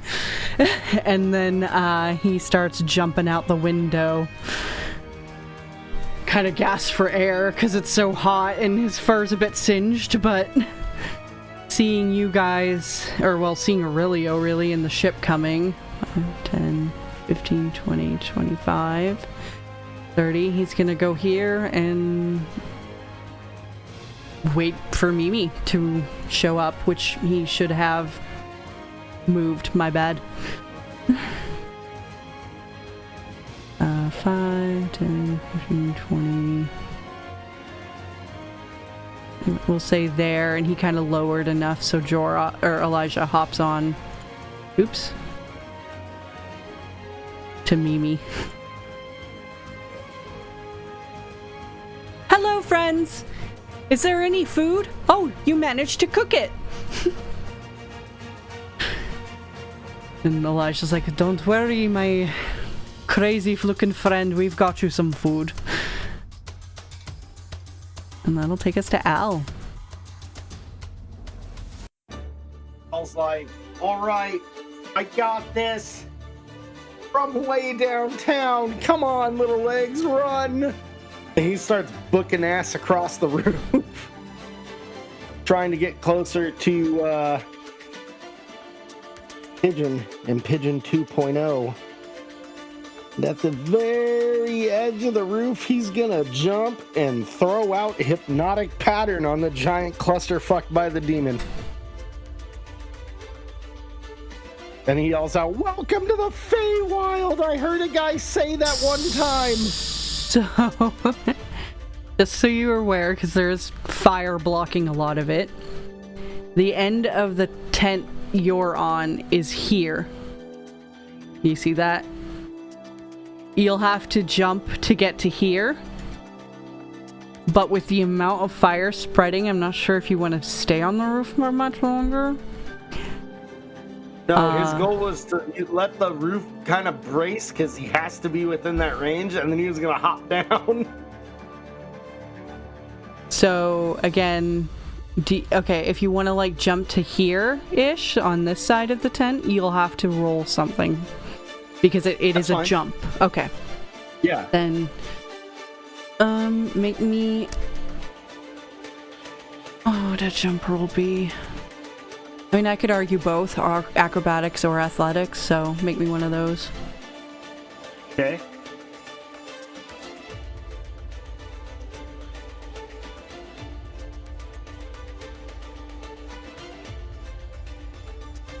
Here's my nat 1, I feel it. Nope, that's enough. And are you gonna like bonus action dash here? Because that's like the only way you can get across. Too. Yeah.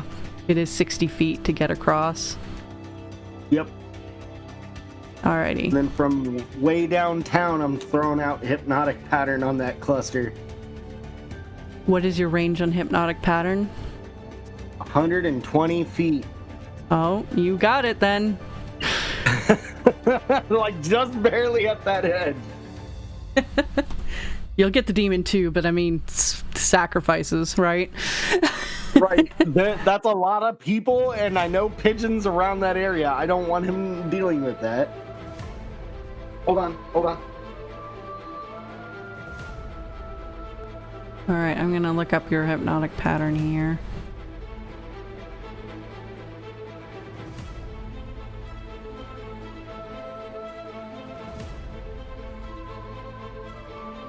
It's a 30-foot cube.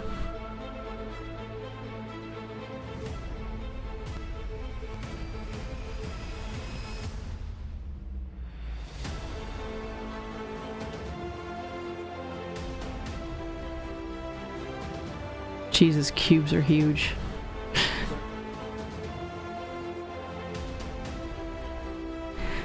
Yeah, well, safe to say that'll get all of them. And if you want to angle it right, you can get the bandit bitch too with the pistol. Yes. 100% yes. What does this spell do? You remember that time when we were in a cave fighting a bunch of hell bunnies? And I made them all stare stupidly for nowhere? Yeah. It's that spell. It literally eases them to where they're dumb for a minute. They're just hypnotized to stare at the pattern, basically. And until they get attacked. I said, welcome to the Feywild. It reminded me of this moment, or of that moment.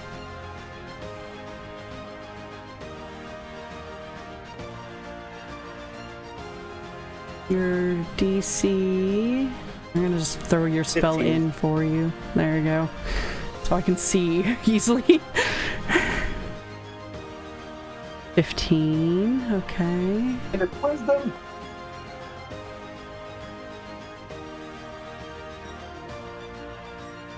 First. 1.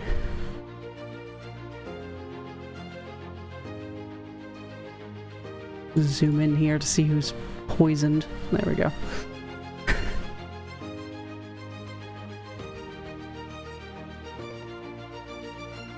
Two. Doesn't poison give him disadvantage? 4. That's why I need to know. 5, 6, 7, 8.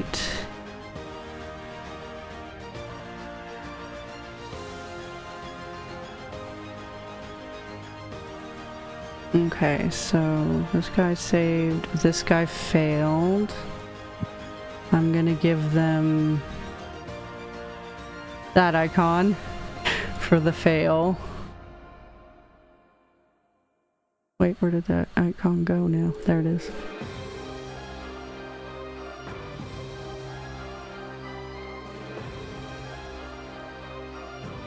I'm trying, Pigeon.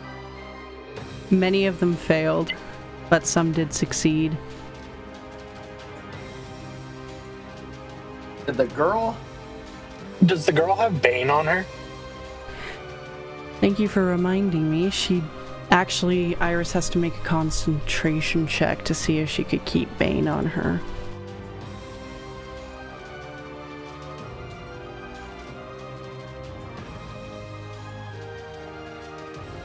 And the damage was...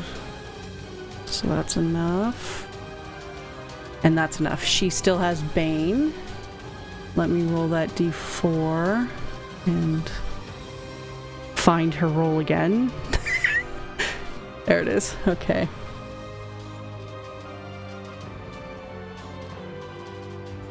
Even with Bane, though, she succeeds. But 1, 2, 3, 4, 5 of these guys are now hypnotized. You will also have to roll for your demon. Wisdom 15, I think it was. Yep. Damn. It was, yeah, that was in that one.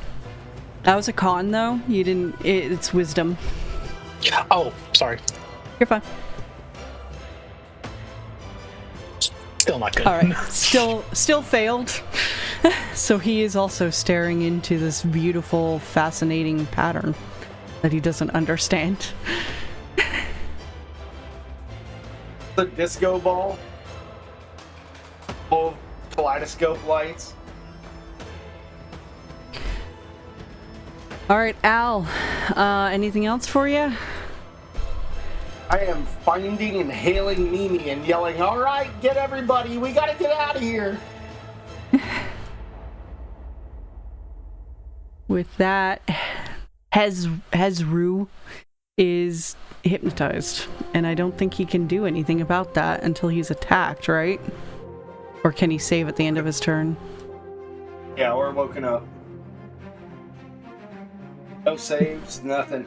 Right, so he's just staring blankly into this beautiful pattern. Real quick, he has magic resistance, and I have advantage on saving throws against spells. Would I be able to re-roll? Yes, you can. Yeah. 14. Still 15 save? Yeah. I mesmerized the demon. I'm proud of myself. Sorry, Maddie. That being said, these berserkers still take effect of his stench. Can you post that in again so I can see what the roll is? Yep. 16. And then the ones that succeeded last time, it says... Oh no, I thought it said something else, but it just says that.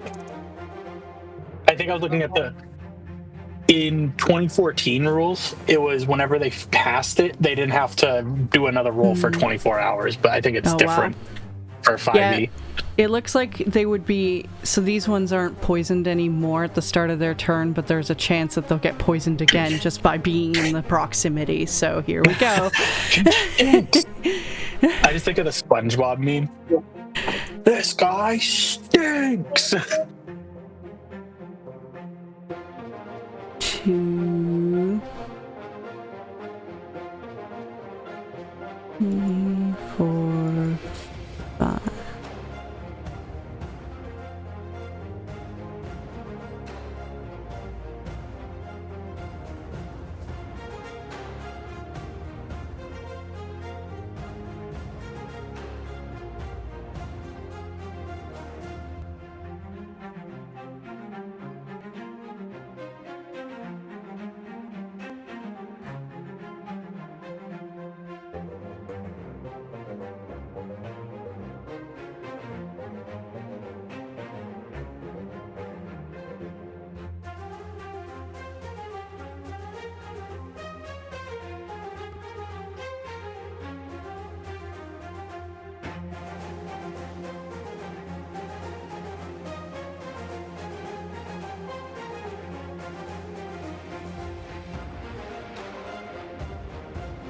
Sorry, lots of rolls here. Alright, the poisons have shifted around, but there's still a few poisoned.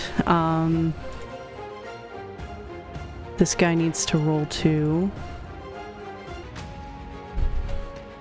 Oh, this guy failed. Ironically, he has the highest con and he failed.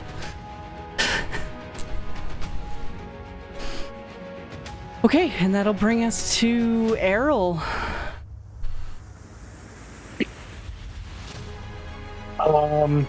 Wait, my bad. I forgot to have the berserkers attack.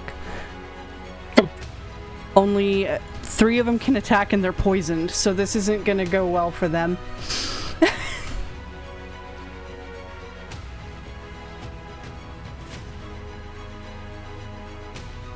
All 3 miss.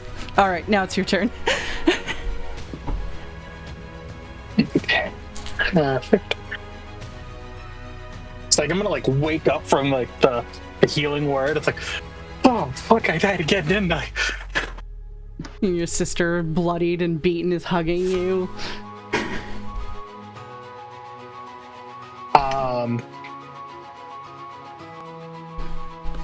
I think what I'm gonna do is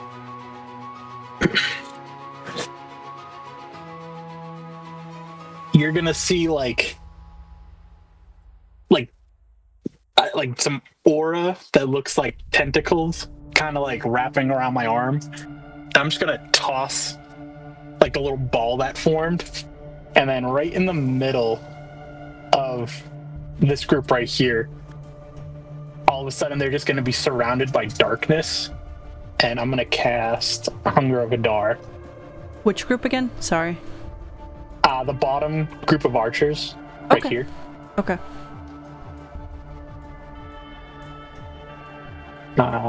So now... Can you throw out kind of where you want it and the measurement, and then I'll draw your lines.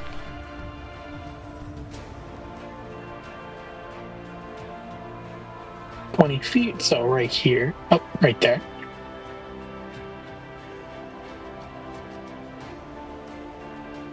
Very beautiful circle here. There we go.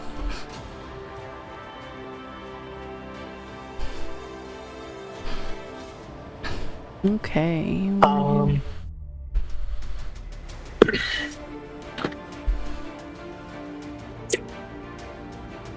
And then would it be possible to pick up Iris and fly 15 feet, like using like half movement? Definitely.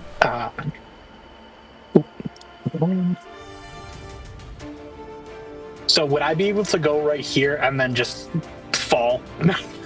Yeah, you can do that. You both just duck in behind the tent here. Do you want to, like... You could fall and then take damage, I guess. I'll say a 1d6, because you aren't... Like, the tent isn't too high up. A 4. Oh, there you go.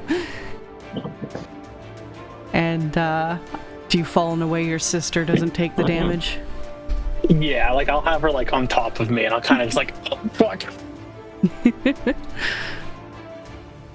You do. It's like, okay, Iris. I think we might be a little bit safer than we were a second ago. That's where I'm going to end my turn. She's still hugging you. She's not quite in as much tears as, you know, a 10-year-old Willow was, but she did think she saw you die in front of her a couple of times, so and she's pretty fucked up, so she's just still holding you, scared. That was scary. I think we need to talk after this. I'm gonna, like, pat her on the back. I think so too. All right, for your archers inside your Hunger of Hadar, please roll me that 2d6 damage. Music. 10.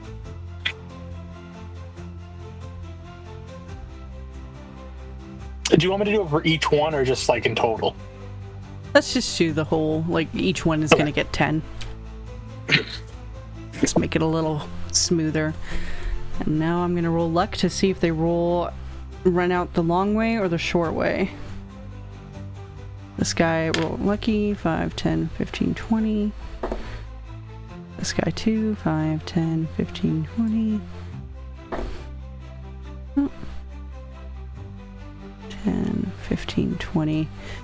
Unfortunately, they leave, but they are shaken and disturbed by the slurping and whispering demonic sounds that they heard.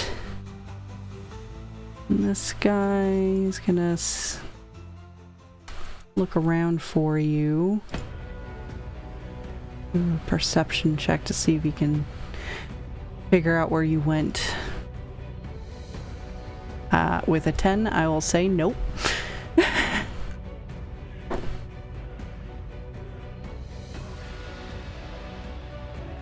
25, 30. He kind of starts running in the wrong direction, not knowing where you went, so...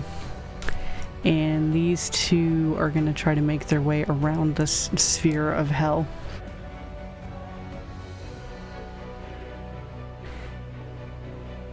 Okay. Zerkers.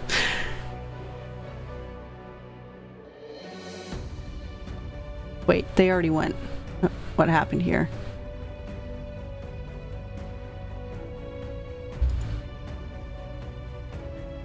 Didn't they? I'm confusing myself now. I think it's just because they rolled so many saving throws recently.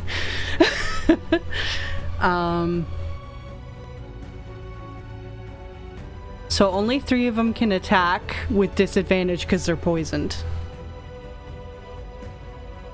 The rest are dazed.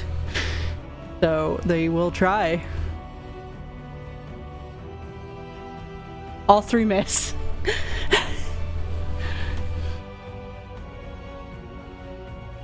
This bitch. 15, 20, 25. Can't see you anymore, but turns and sees the demon and tries to shoot at him with her pistol.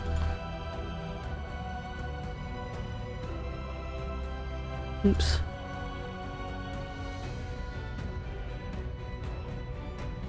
with Bane. 19.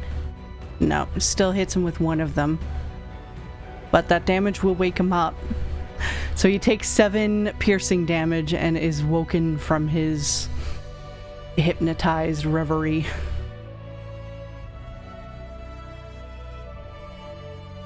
Aurelio! Alright, so I think Aurelio wants to start by flying 100 feet in this direction. And just because I'm a nerd and I did the math on this, I should be able to get 50 feet up into the air if I go 100 feet in like a diagonal line. Okay. Thanks, Pythagoras. Yeah, I'll allow it. And at like that 50-foot line right there, and in a wee bit of the distance, I would like to use my magic action here to create a storm cloud up in the sky. As I said, about 50 feet up in the air, so I can actually disappear into it here in a moment. So that's going to be a 60-foot radius. I want to put that right over there. Okay. Actually, maybe a little bit more south. Get Right those there. archers. Let's make a circle. Hold on.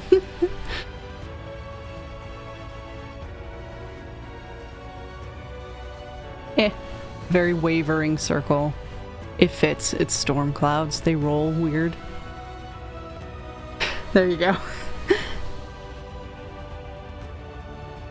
So I won't be able to get into it quite yet on this turn, but I think I'm going to just have a lightning bolt come down,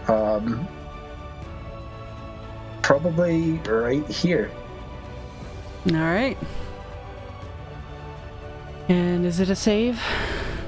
Or is it It is. It's yeah. Dex 14.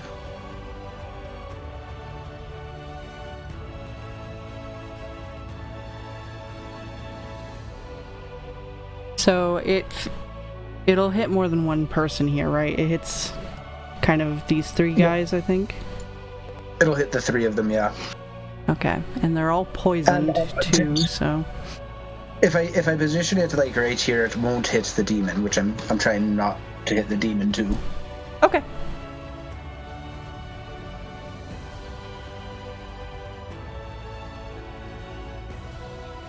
This isn't Anaya. Even with poison, this guy succeeds, so he'll take half damage, which will be 9. But the others failed, so they will take the full 17. Poor Anaya. And just to clarify, it's not a rainy day, is it, or a stormy day? No, it Clear is skies. not. Very clear. Shoot. Anything else for your turn? I think that's it. Okay, that takes us to the Sky, who is blind. I forgot about that, and poisoned. He's not doing too well.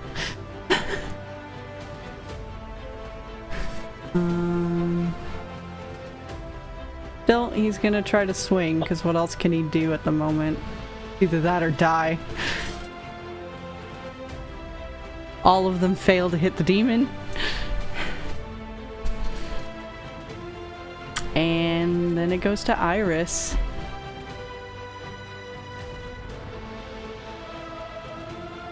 Who is just gonna healing word her brother again.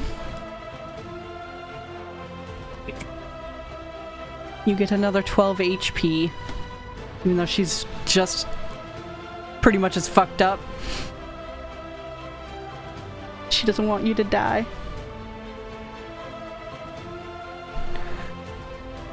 But, she doesn't drag you anywhere or go anywhere. She just stays there, still hugging you.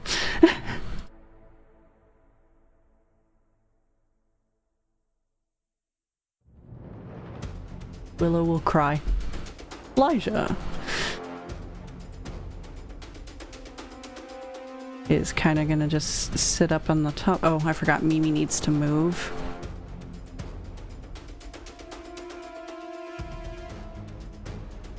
Oops.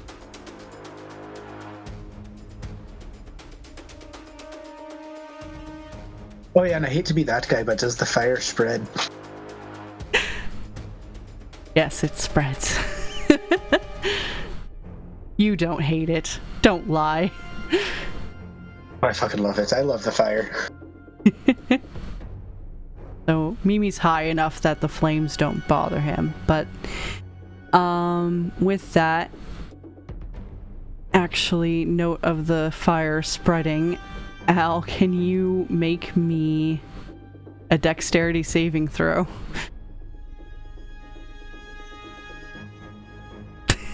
Just stretch this out.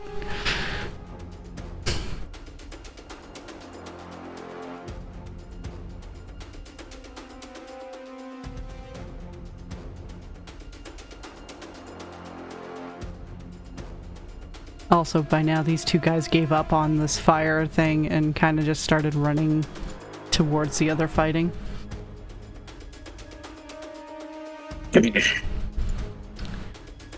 I'm gonna assume with the quiet, Jay is probably dealing with somebody, so I'm gonna make the dexterity saving throw for him. Hey, this is why I hated being that guy. I'm here. Oh, okay. I mean, I was basically waiting for a pickup now. Mimi made it all the way here, but you are still kind of on the flaming tents, so I needed that dex saved, which you got an 18 because I rolled for you, to jump back to what little space you have left that isn't on fire as the fire spread up through the tent roof, and it's kind of starting to cave in, and you're holding on to the pole. I'm gonna say with Elijah's turn, he's gonna take a hold action to hold his hand out for you in case you can run over to where Mimi's at, or rather he's gonna throw down a rope. That's what he'll do, because I forgot Mimi would be too high, so he's gonna throw down a rope. But we all have a picture of a hot owl, the pole dancer, though. I was going to say, I'm totally going to Cirque du Soleil up the roof. On your turn, please tell me how you're gonna circumvent all these flames to get to it. By pole dancing. You see the map, right? No, I don't. I'm over at the store picking up candy. Oh.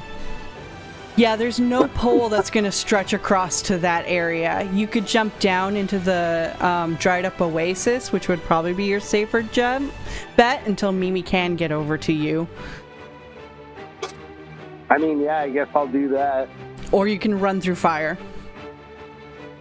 I'm gonna last action star. I'm going to bonus action healing word myself as I run through fire. You are gonna run through fire? And then jump like a hero. Alright, I'm gonna make your healing word, and then I'm gonna make you do an acrobatics check.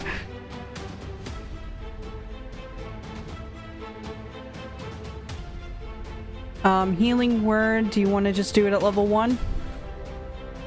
Yeah. Okay.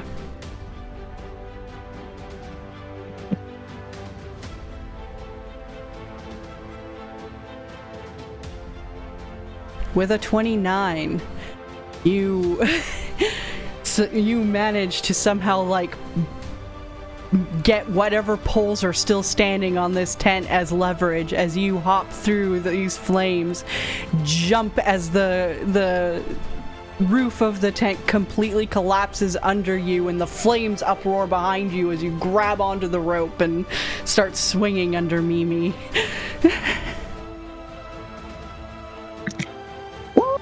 Some fun shit.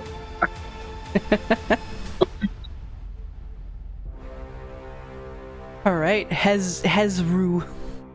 What will he do?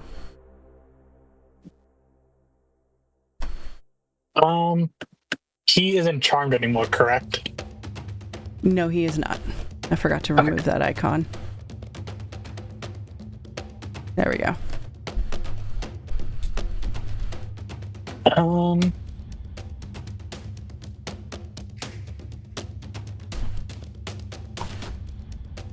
I think he's just gonna start swinging. I think he's just gonna multi-attack. He'll swing on these three in the corner right here. Okay. That are poisoned. On this guy, he'll have advantage because he's blind.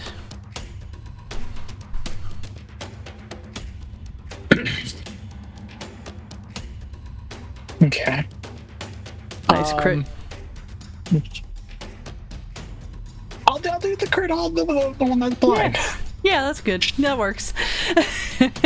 Roll me that. Oh, you can't roll the damage. Let me roll the damage for you. That's so weird. And let me open his sheet up so I can say not to do it to GM so that everyone can see that. Okay, so the crit damage first. Ooh, 26. Then we'll do the top guy next for 12. It really is weird that it isn't letting you, though. And then the bottom guy for 16.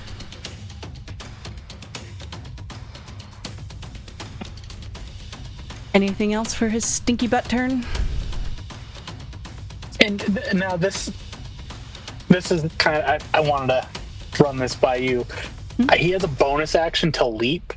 He can leap 30 feet in the air. Can I just have him fall, like, land on this group? He Sure. does like a belly flop onto them. I don't know how I would do the damage for that. That's a very good question. He will also take the attacks of opportunity, but weight That's fine. of a Hezru D&D. 750 pounds. Every 100 pounds, a 10d10 or a d10. So Yeah. like 7d10. You know, I'm kind of thinking that.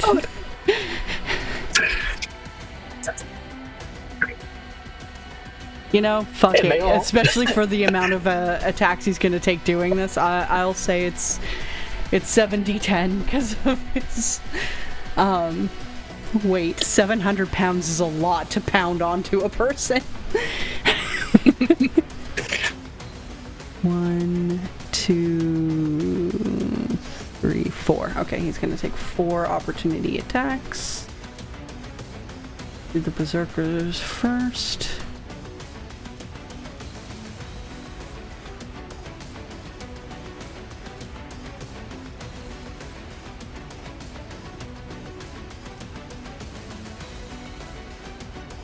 Two of them hit, even with disadvantage.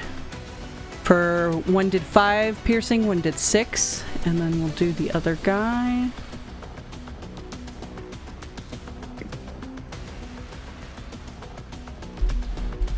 Who misses? Oh wait, no. He's only got 10 AC. Dang. So yeah, he hits for 7 slashing. And then roll me that damage. What is it? 7d10? Yep.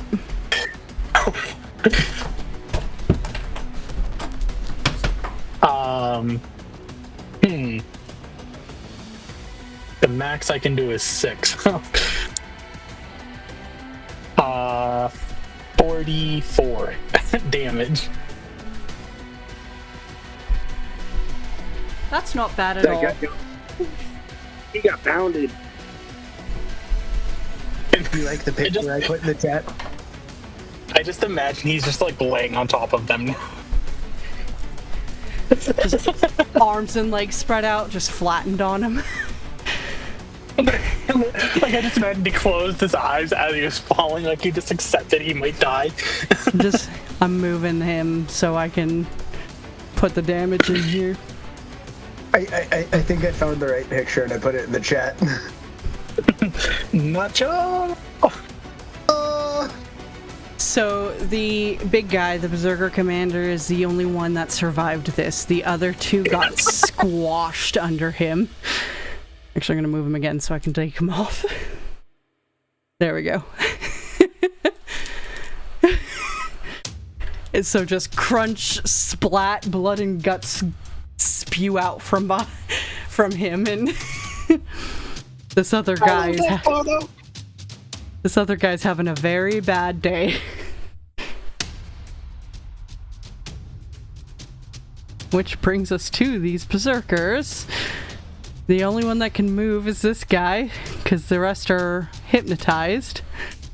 And then they have to get hit with the stench thing. Yep.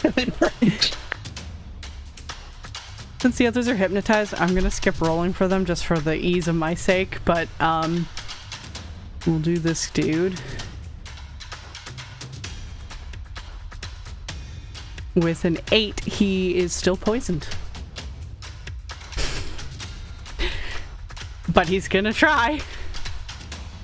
Oh, he hits with a 19. He's rolling really fucking good. 13 slashing damage.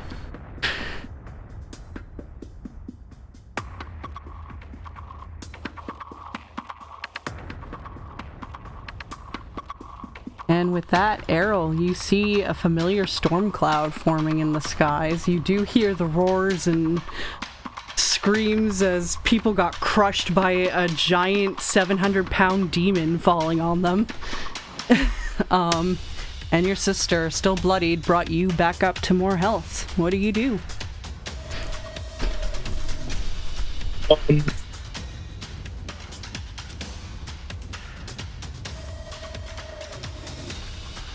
I think...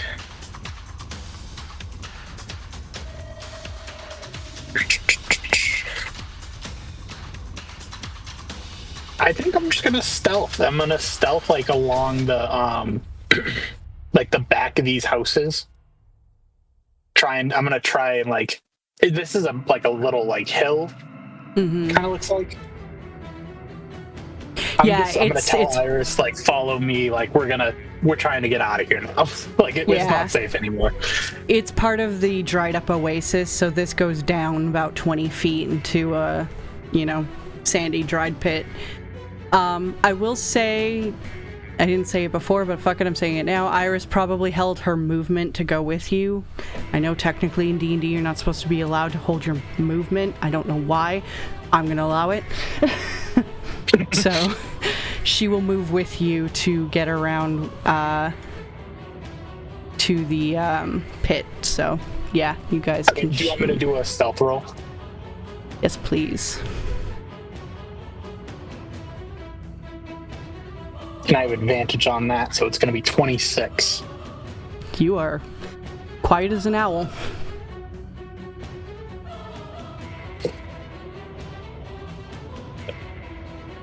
And please move yourself where you'd like, and then I'll have Iris skim you down that way too.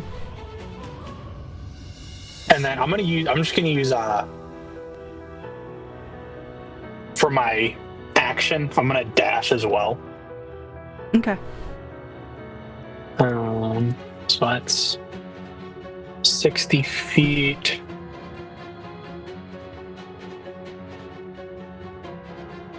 Where's everybody? I'm gonna kind of go this way to avoid those. Good call. Whatever the fuck. Yeah, berserker Orcs. Commanders. Yeah. Oh, they're big giant barbarian men, but flavored for the mob. They're berserker commanders.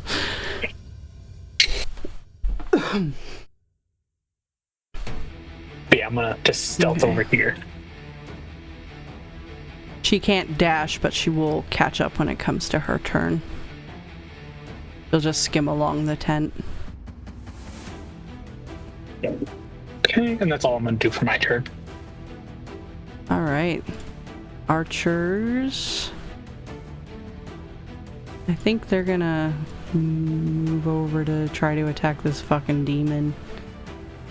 5, 10, 15, 20, 25, 30. But he has to dash to get in line because I can't go through the hunger of Hadar. Same with him. This guy is still gonna look for you, so I'm just gonna probably take him off of that, and then it'll take us to the Berserkers.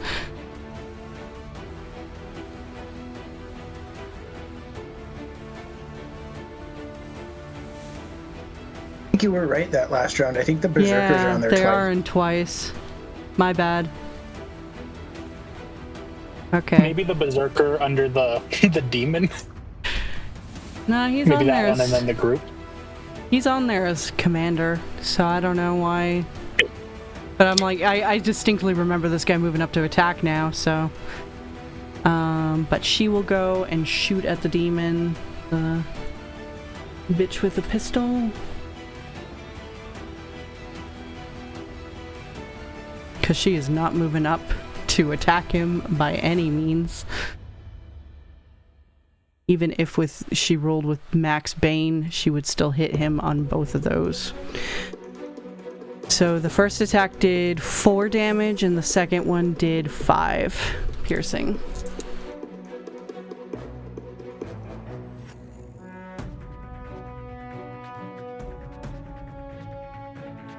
And with that, Aurelio, you hear the sound of gun. Looking very fucked up. Yeah.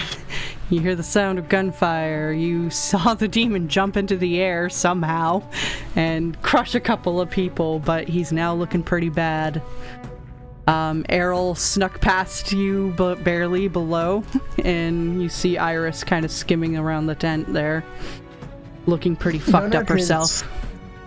None of his friends can see him at this moment, but see that very animalistic form and that chaos kind of burning in Aurelio's eyes, and only way he's coming off of this field is if people are dragging him off. Like, he's pissed right now because somebody hurt his friend Willow, and so he is just dropping lightning bolts and trying to disappear up into this cloud. Alright. Make me that cunning action stealth. Oh, it's starting to glitch real bad. I'm gonna drop. I'm on my way home. I'm driving. Okay. Drive safe. Alright, sorry. So 10 for the stealth check, but he's going to be dropping a lightning bolt probably on her.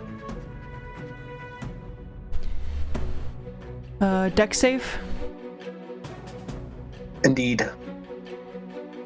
She fails.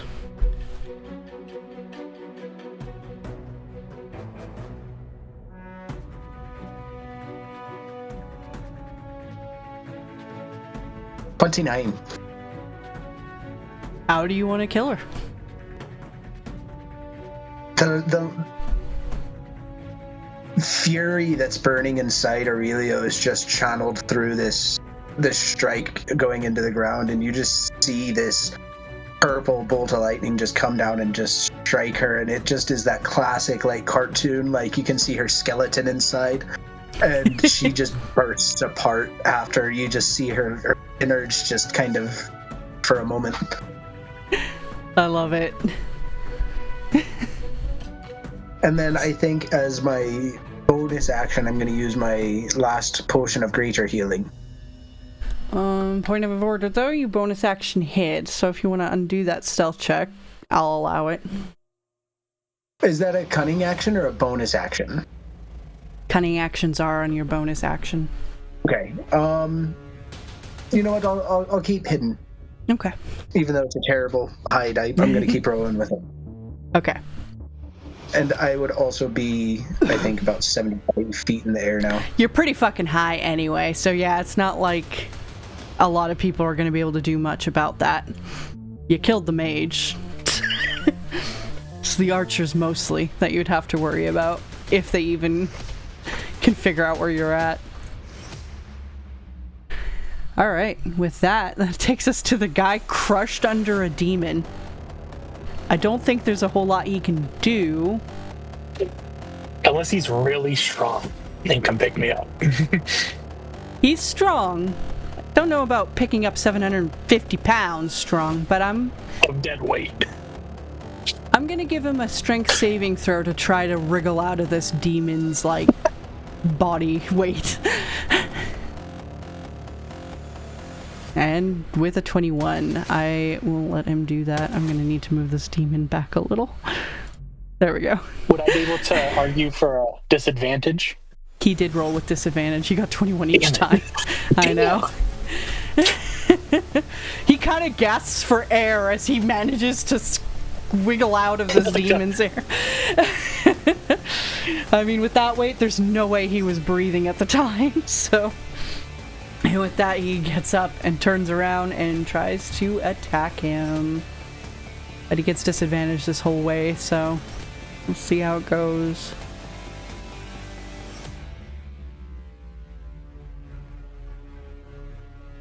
Wow, your demon's AC is shit. It's 10? It should be 18. Oh. It shows 10 on this for some reason. 10 Okay. plus spellcasting, right? No, it just says AC 18. Well, with an 18, that's a lot better and different. I don't know why it was saying 10, but I tried to fix the icon there, so... There we go. In that case, 18... All of them miss.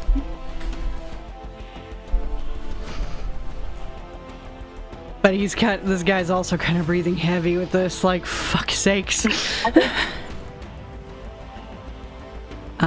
Now it's Iris's turn. She's going to Healing Word herself, finally.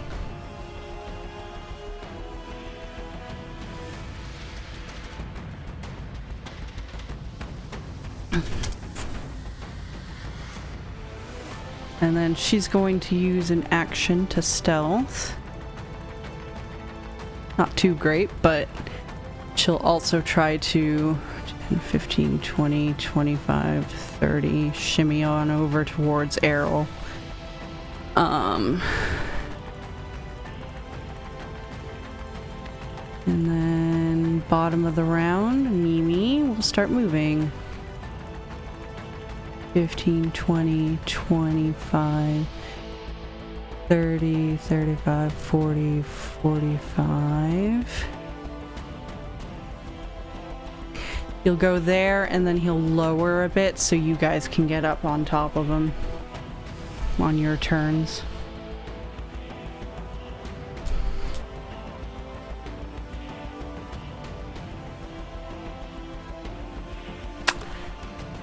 I don't know if Al would do anything here. Let's see what he's got. Oh, you're back. Sorry. Hello. Al is holding a agonizer scorpion. No, I'm kidding. Firebolt. If anyone tries to aim at them, he's gonna fire at them. Okay. So with that held action, we'll take it to your very fucked up demon, Hezru. I think he's really pissed off that this guy got away from him. So he's just gonna multi-attack him. Okay.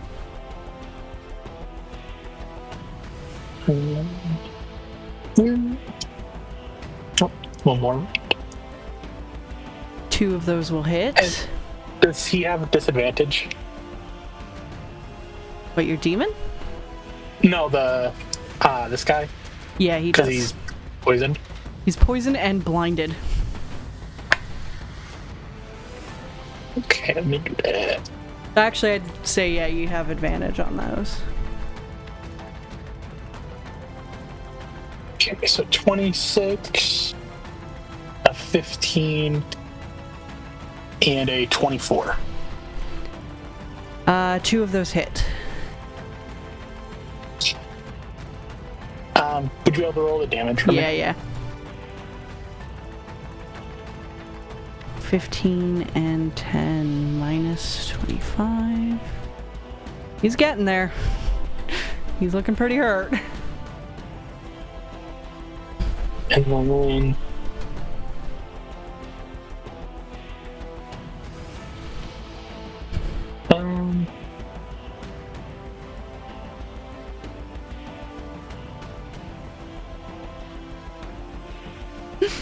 Land on top of him again? No, because I think he'll die from the opportunity attacks. I kind of think it would be funny. I think he's gonna die no matter what, so I'm gonna do it. Fuck yeah. Alright. Let's have him roll these attacks first. We have Only two a bunch of people on disadvantage. Yeah, most of them are dazed, so only 2 can actually make the attack on him with disadvantage. And they both miss. So, who are you crushing? Same guy? I'm crushing this guy. I'm crushing this guy. Roll me that damage. So 37 damage. Do you want him to splat in a particular way? How would you like to do this? I just think the demon, like, puts all his effort into it, goes like spread eagle, and like lifts his head up and just closes his eyes and just lands on him, and it's just like a thing of blood just it just belly splatters everywhere. I love it. Splat. This guy, you know, he sees his friends dazed. He sees this demon just splat 3 of his companions. He's seeing this storm cloud and lightning strike everywhere. He saw one of the strong people he knew explode with lightning. He's running. 5, 10, 15, 20, 25, 30. 5, 10, 15, 20, 25, 30. I'll get him about there. Where this blind guy from before is trying to, like, recover. And he's like, fucking run for your life! Holy shit!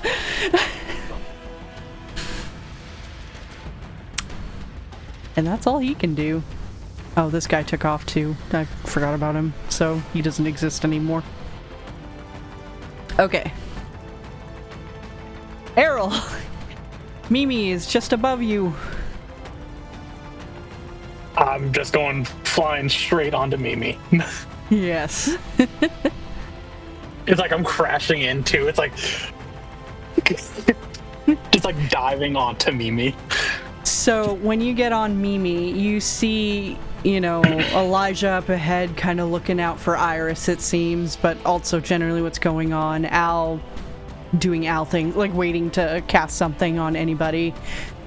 But you don't see Willow, you see a little pony unicorn instead, sitting as much into the corner as he can, silver blood bleeding from him as he's hurt. Well, I mean, he healed himself, but still fucked up, and just tears down his bright blue eyes.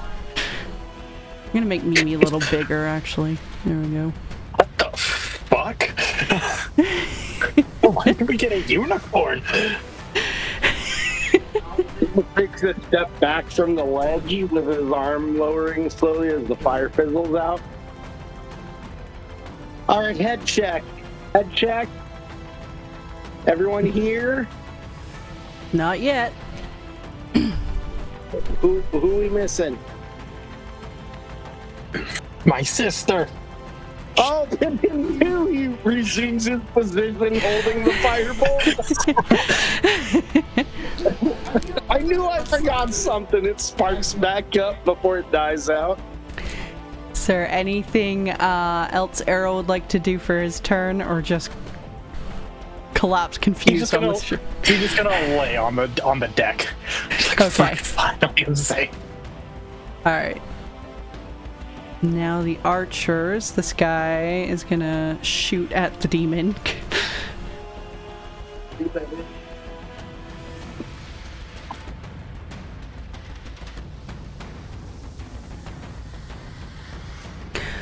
Well, with an 18 and a crit, I think that'll do. So he knocks a couple of arrows, and the moment the demon gets up, snarling, looking his way, just one in each eye, basically. And this demon poofs. I think the demon is very proud of himself. So as he's dying, there's like the smallest smile that kind of forms on his face. Yes. He's gonna go back. Gladly disintegrates. Gonna go back with his sulfur tea, talking to his buddies like, I just fucking belly flopped 4 people to death.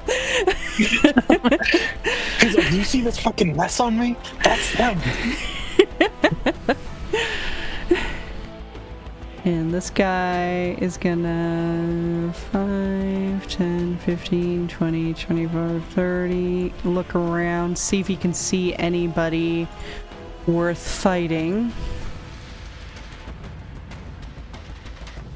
With that perception of 24, he did manage to see Aurelio, but let's see how far you are. 40 plus 70 is 110.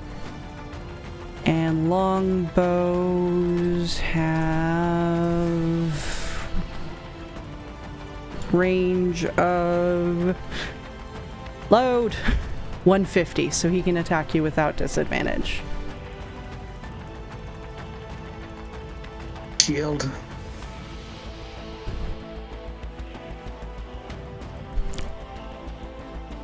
So with 2 nat 1s, I'm gonna say if you attack him with your lightning, he's gonna have disadvantage on dodging that. Because he slipped in the sand and the arrows both fumbled in different directions and he's trying to get his footing back. So with that being your turn, who would you like to strike? I take note of his position and I see that he's got another guy next to him right there, so I'm gonna just drop that lightning right there. Yes. So they both will get disadvantage because that other guy is dazed. Oops, wrong ability. No, there. Dex save. 14 was the DC. Okay. Oh, I can close that sheet and that sheet. Thank you. Kill them so I can close their sheets. They both fail miserably. So 19. Both still up. This guy's looking pretty bloodied though. My remaining movement, I want to go another 150 feet in the air, so that would be 225 feet. Alrighty. You are the god of the skies. Anything else? That takes my bonus and yeah, that should take care of that for me. Berserker Commander is dead, so that brings us to Iris, who flies up onto the Mimi ship too and lands. And she's gonna give herself another healing word.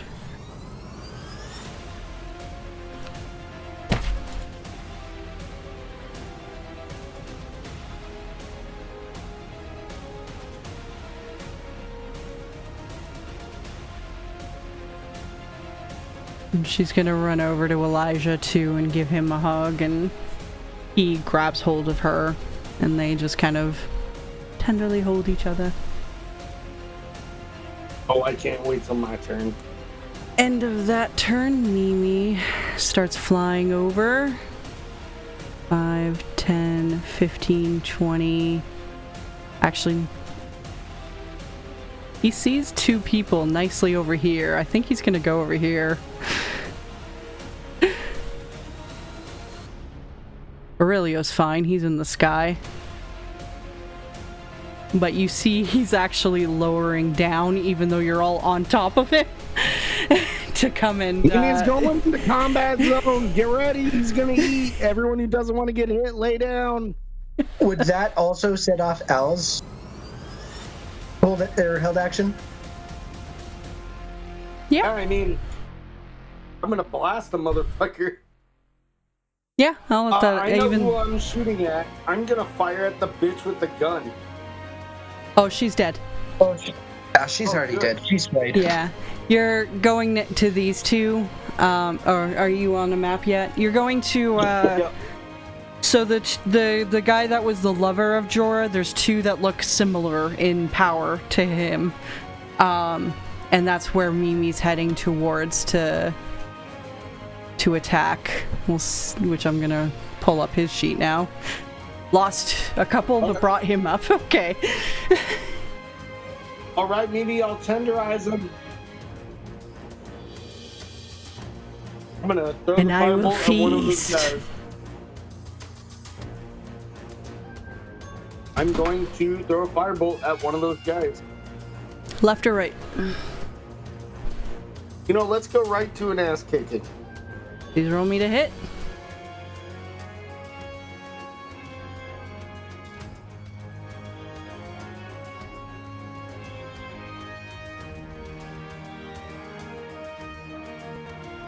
That'll hit. Roll. Yeah, 23.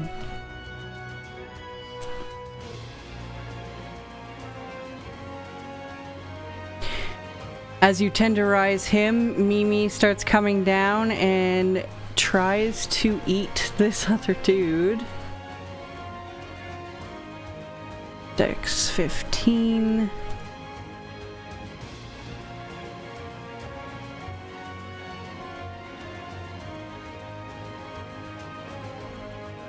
Oh, that wasn't at disadvantage, but... What was my damage, by the way? 13. I can't really see anything on this. He fails to pull this guy into his mouth, so he starts, you know, punting him with his tentacles instead.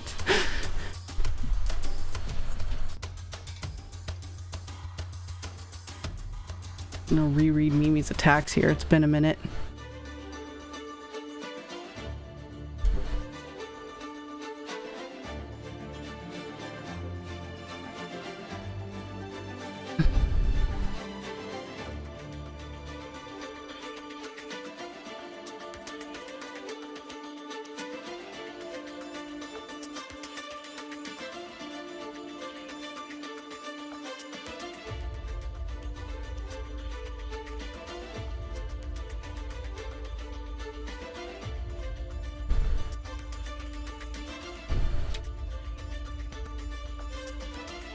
Okay.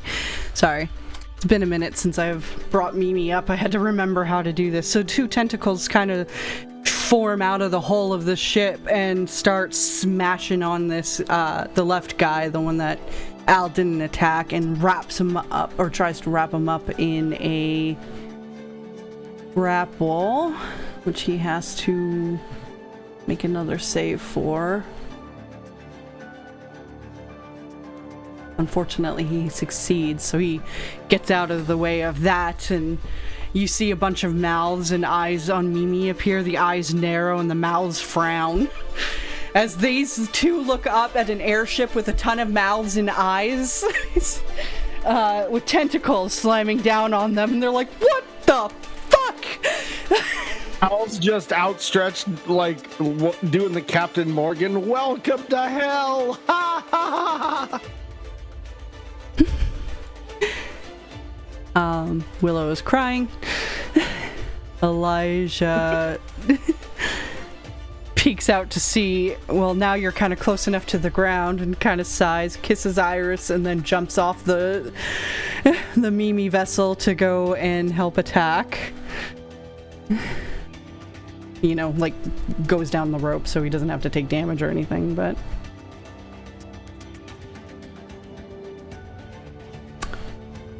he shouldn't have advantage, but 21 will hit still. And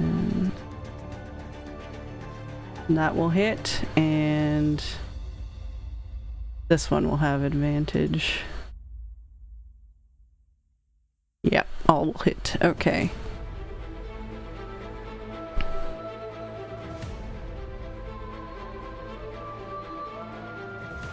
-6, -10, -8. Still up, but looking pretty fucking rough.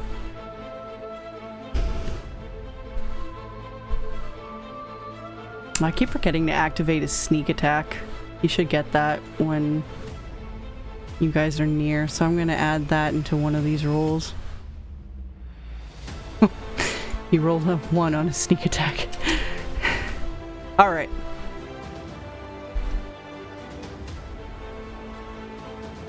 Al, it's your turn. Mimi is trying to feast on these fuckers who are not allowing him to grapple. I was like, don't worry, buddy. You're gonna be the last thing they're afraid of. Which one looks not hurt the most? The left one. He's gonna eat a phantasmal killer. Alright, can you link that in there for me?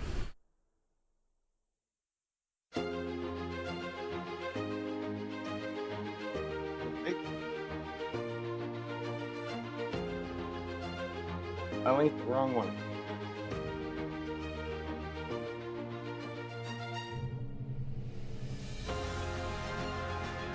I sadly don't like the tablet, Sarah. You could try switching it and use the tablet for Discord and the laptop for Roll20. Here, let me try to bring it up.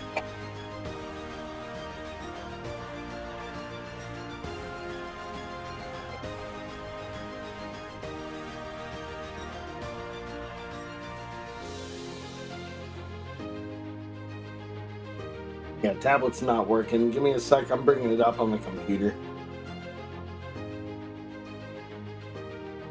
Sure, I can link it in too for now. Make it smooth.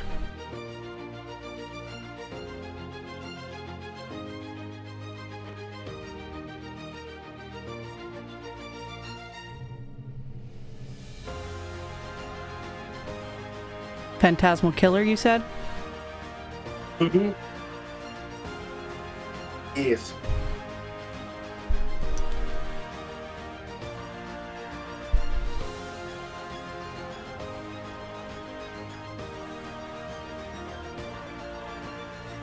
Wisdom.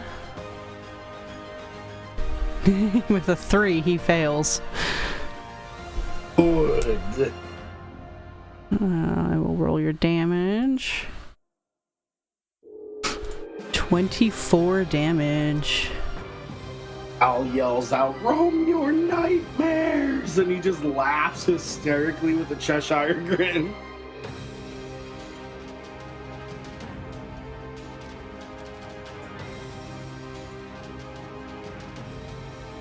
He's kind of having too much fun. Turns around with the giant evil grin while like death magic circling him, and he's like, "Oh yeah, my bad." Looks back away from, the crying pony. He's not really looking up at the moment. Forgot. So you're fine. Sorry. Berserkers, all of them are still hypnotized. Errol,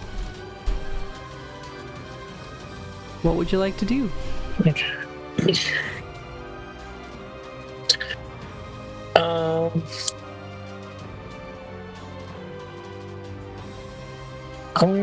think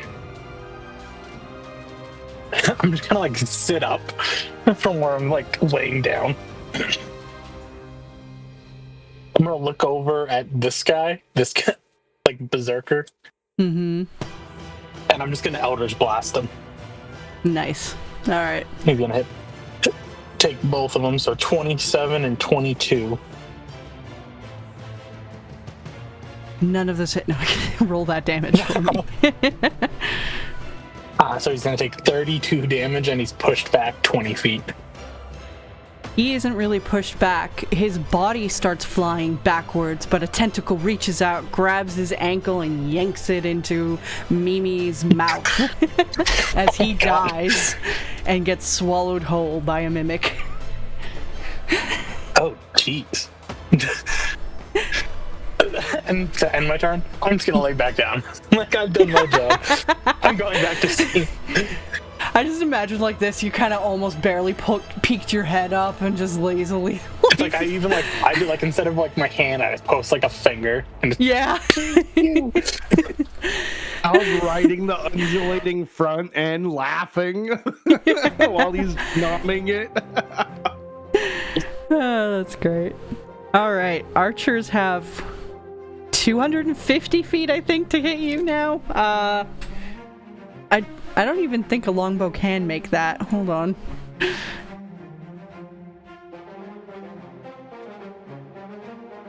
And they're shooting from through a cloud, so I don't know if that's like disadvantage or what, but it's hard to see me that far away. Yeah. Well, it's disadvantage when you're out of range too. Okay, they can shoot you. Just it'll be at disadvantage. Double disadvantage. Only it worked that way.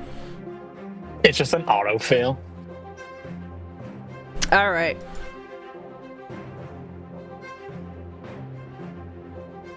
Uh, 16 and 17. You rolled pretty good with that disadvantage. I'll use my last spell, shield. All right. None of them hit you then. I have absolutely nothing left. He's gonna back up a little here because of getting zapped by lightning. And then this guy's gonna move up 20, 25, and he's gonna do similar. He's gonna roll with disadvantage. One was a nat 1, and one was an 18, so he does not succeed. Those arrows just fly into the wind. Bringing us to your turn. I forgot this guy wouldn't be the dead. lightning bolt hits. Not there. Here this time. All right.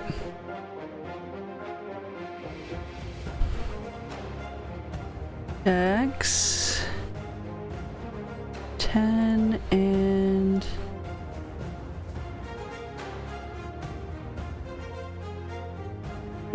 16. What's your DC? 14, so the 16 should save. Yeah, but it'll take half. Of 25. So he takes 13. That also wakes him from his daze, which should have happened last round technically, but whatever, we're kind of coming on to this. But the archer fails and he took the full 25. And with my remaining, I would like to hide. Please roll me that stealth check. All right.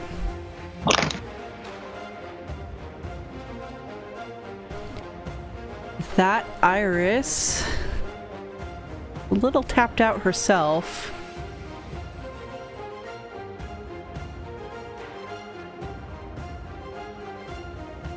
So she's just gonna kind of be at the edge and look worried after Elijah. He's fine. He's a killer. He's good at what he does. I'm a lover, not a fighter. Yeah, we fooled you. Fight pretty good. Nope, Willow's still crying. He's like Elijah. Pigeon, then that must mean he is a mega lover. Your sister must be really happy.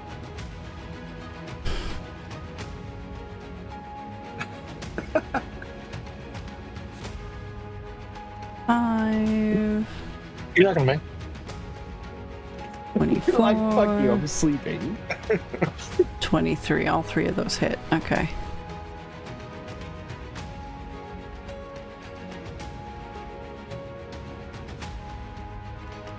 Also, did Mimi go or did you skip Mimi?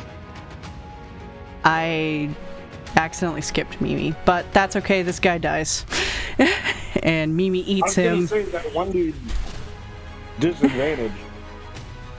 He dies, Mimi eats him, and then Elijah jumps back up, and then I'll use this time for Mimi to start moving over.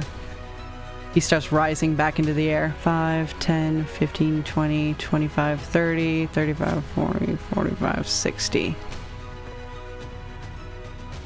But he's high in the air.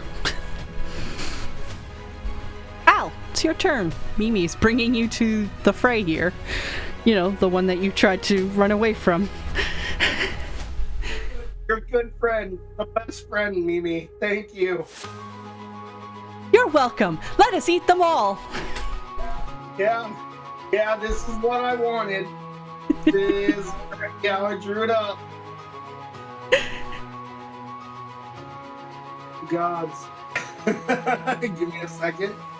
Yeah. I'll sit there in his mind. What do I have left? How many spell bullets do I got?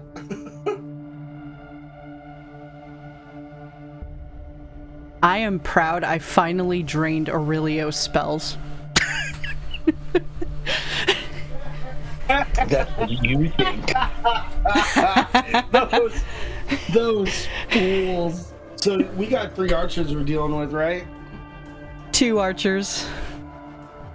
Yeah, that's the new threat. Yeah. I'm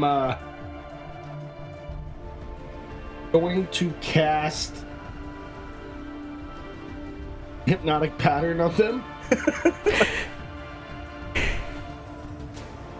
So if you do hypnotic pattern, does it like break the other hypnotic pattern, or does it just restack? Oh, I didn't realize there were still guys over there. Never mind. Yeah. Yeah, they're still enchanted by your pattern.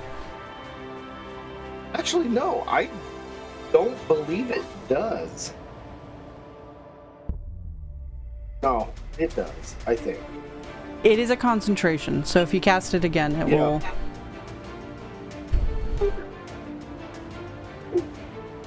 I don't know if you want to risk that, because you've got 4 guys on lockdown right now.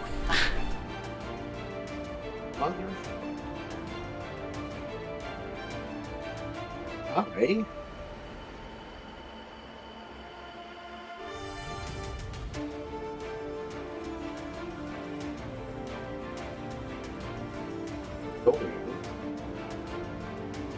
You firebolt a motherfucker.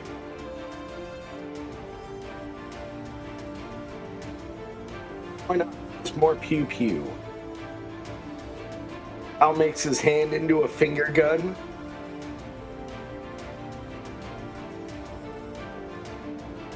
Unfortunately, with a 10, you miss.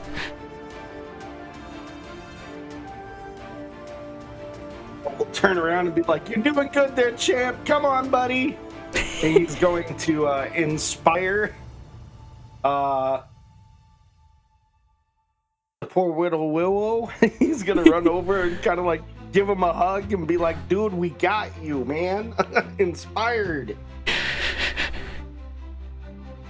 That's my turn. Big bright pony eyes look up at you all sad. I was gonna give him a hug. Aw. You know I wasn't gonna leave you, little buddy. No, none of us here would. You're not gonna kill me? The hell would we do that? Dude, we love the hell out of you. He's gonna hug him again. Or my blood or my horn. It's what they always want to do. Oh yeah, no, fuck those guys. Those guys are assholes. We're not like that. That seems to help give him some comfort, so... With that, he's eyeing the rest of the group with like devil eyes, like, right? No one's fucking with him. Elijah puts his hands up like... Unicorns are beautiful creatures. I would never dream of it. Hey. Iris is like, unicorns are awesome, but when did we get one? We've always had one. He's cool as hell. He's the one who kept us alive during the Colosseum. I think at that point, Errol, it would dawn on you that this is Willow. But at the end of your turn, that brings us to the Berserkers, and this guy... He'll try looking around, but I don't think there's a whole lot he can do here. What are you doing, Jake? I'm looking around. Yeah, so not seeing anything, just a storm cloud, almost dead, friends all shit fucked up. He's running 5, 10, 15, 20, 25, 30, 35, 40, 45, 60, or 50, 55, 60. I can math, I can count. I know my 1, 2, 3s. It's those 4, 5, 6s, huh? I ran out of finger space. No. The rest of them hypnotized. Errol, are you still gonna collapse on the ground here? I think it would be funny to freak this guy out. So, I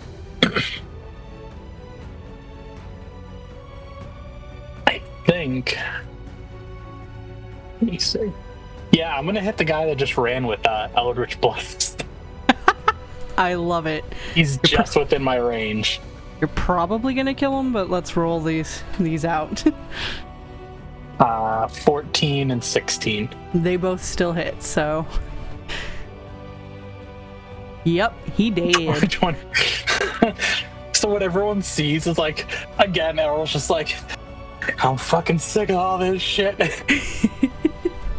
And like all of his friends, like in this group in the middle, just see two like very quick darts, essentially, just like shoot over them into their friend, and he just explodes from like the eldritch energy.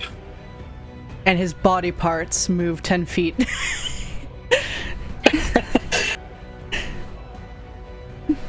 I love it. And I think he's just gonna he's gonna tap Mimi. I think we're doing a lot better than we were a minute ago, Mimi. Thank you. He's gonna just lay back down. A tentacle forms around you on the deck to hug you.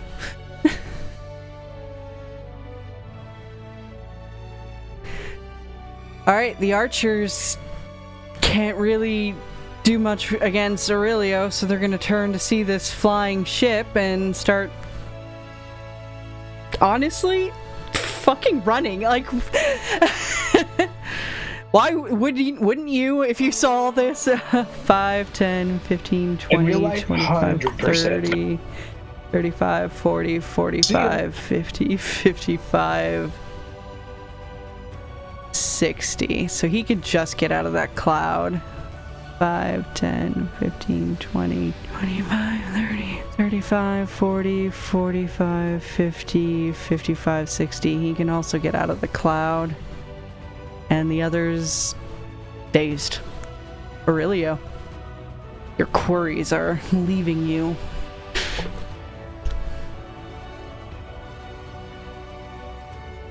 And I see one who's just right there on the edge of the circle, so I'm just gonna shoot down at the very edge of the range here and try and fucking hit him.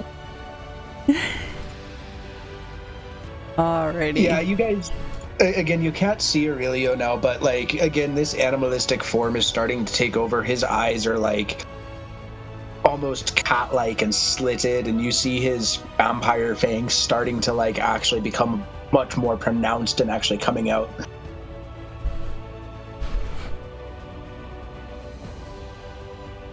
So with that, he failed. He's still alive, unfortunately, but he took the full damage because these are beefy archers.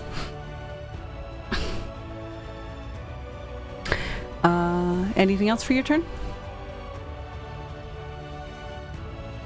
I'm gonna reach back out to Abishria and just say, I think I need another pet from this group.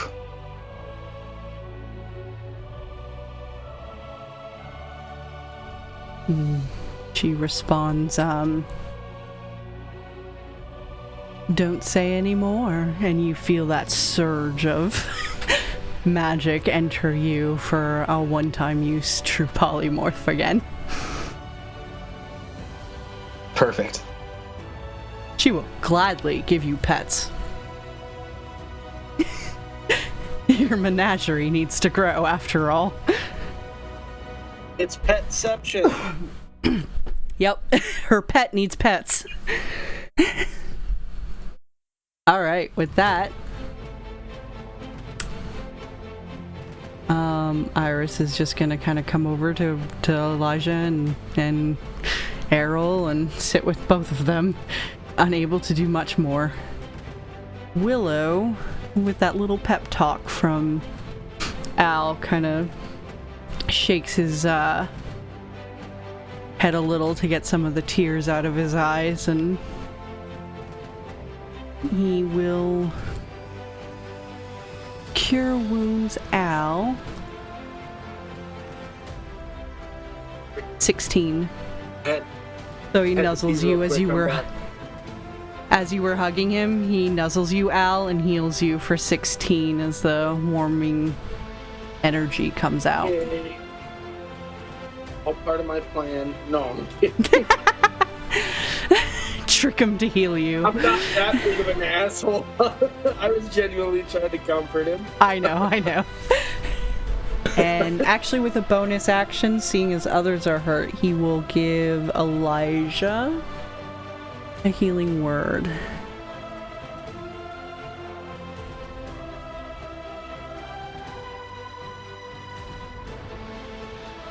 It's 8. I was gonna give him chin scritches.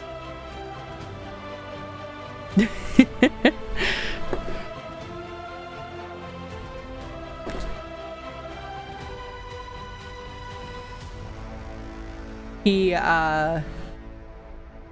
doesn't necessarily react too much to it other than kind of just nuzzling in because he's sad and scared. Elijah just says, "Thank you, young one," and shimmies on up to get ready to fight, which I forgot. Again, Mimi needs to go, and since last time I did it on Elijah's turn, here we go again. Oops. No! I gotta move everybody. 5, 10, 15, 20, 25, 30. Perfect. As one of them is completely dazed, I'm gonna give him a disadvantage on this dex save. Yep. This guy gets eaten. I'm gonna put an X on him so we know he's inside Mimi, but I can keep him out for his HP and stuff.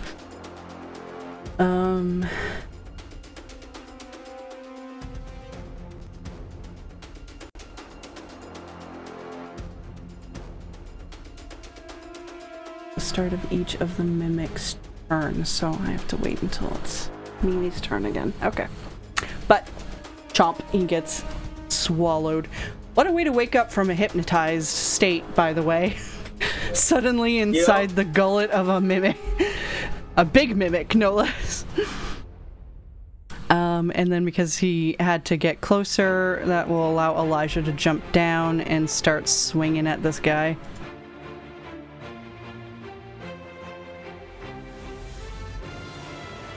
And he'll have sneak attacks.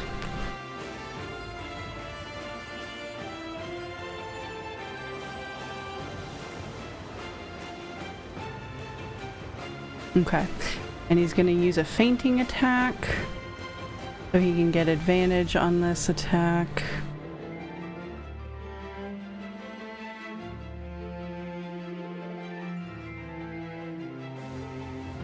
$18 will do. Also takes... No, it didn't roll the... Forgot to toggle the superiority, so I'll have to roll that separate. Oh, Why do I always roll a 1 when I do that?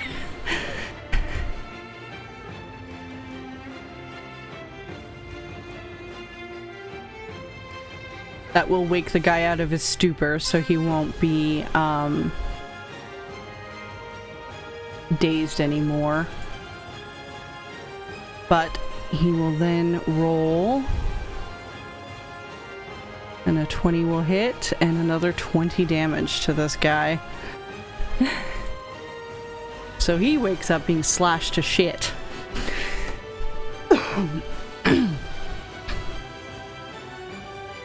Al, your turn again. While seeing the chaos, thinkers to himself, well, what's more fun? He's going to fire a bolt at the guy isn't hurt. Did you say the guy that got hurt? So yeah, the guy that got hurt, seeing how they're all still in a daze. Mm-hmm. Well, the one that got hurt definitely woke up, but the other two are dazed still. So, please roll when you can. Scooter to catch up to my clicking.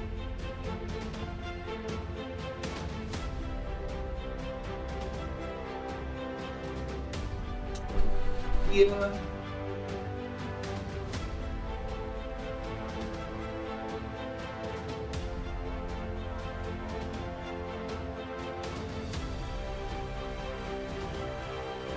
Did I hit him? You clicked on message. Here, do you want me to open you up and... that sounded bad. You want me to open your character up and roll? Oh, you got it. Okay. Wide open. That just hits. You rolled a 13. For 6 damage.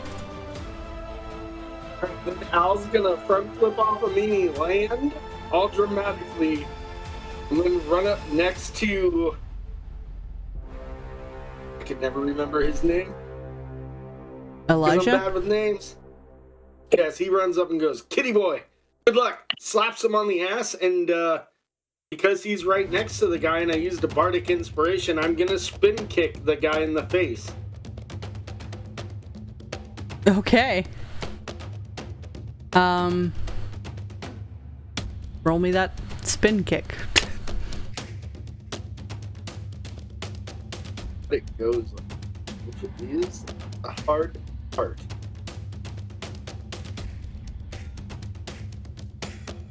Bitch, run!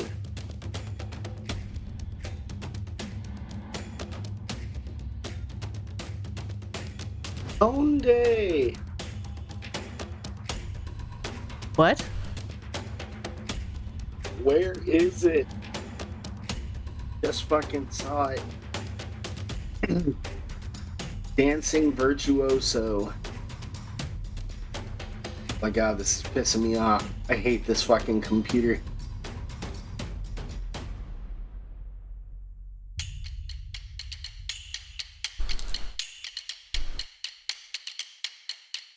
The fuck? It's not pulling up.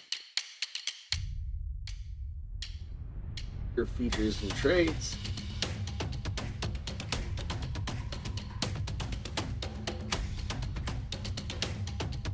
Last time I saw it, it was under the Bard.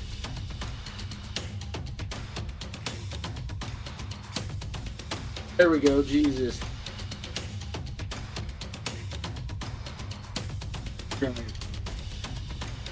Bonus action reaction, you can make it. One unarmed strike as that. But I could use Dex instead. Sounds good.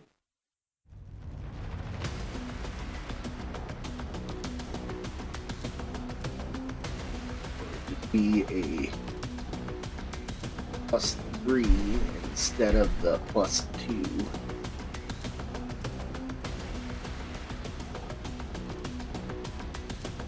No idea what I rolled. Nat 20. Yay! So roll twice the number of dice.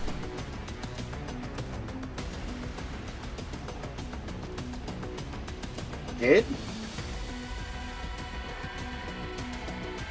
For damage. Whatever your damage is. Yep. So it is an unarmed strike. You can deal bludgeoning damage equal to a roll of your Bardic Inspiration die plus your Dex modifier.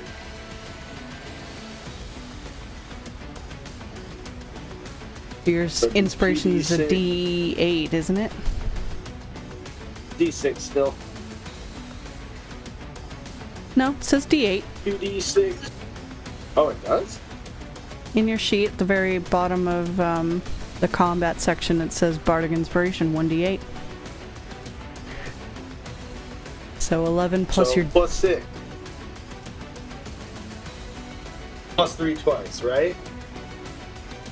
Because it was a crit? So it's like a D... It's your Bardic Inspiration plus your Dex modifier. Yes. So it would be plus 3.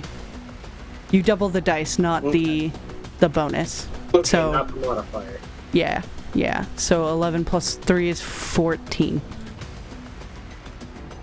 Still a good whip kick for him to remember me by. Yeah, not bad for a random little kick that you did on him. Anything I'll just else? laugh. Nope, and Elijah has, Bardic Inspiration. Yes, sir. Errol, do you deem to raise your finger yet again? I will. I see Al kick this dude in the face. So I'm like, you know what? I'm gonna attack this guy. I'm hit him with a dual Eldritch Blast. So 28 and 13. Both hit?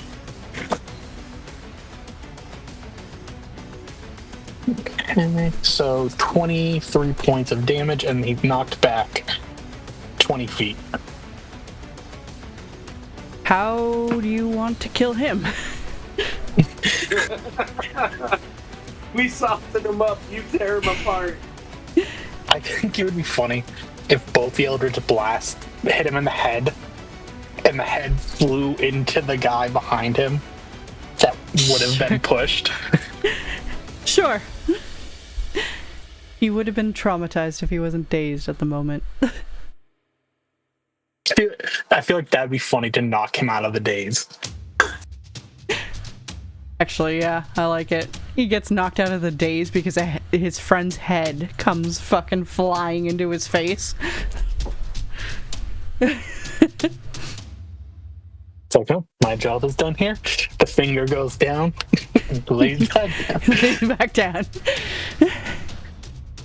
All right. Archers are running. 15, 20, 24, 30, 30. Yeah, this guy gets off the map.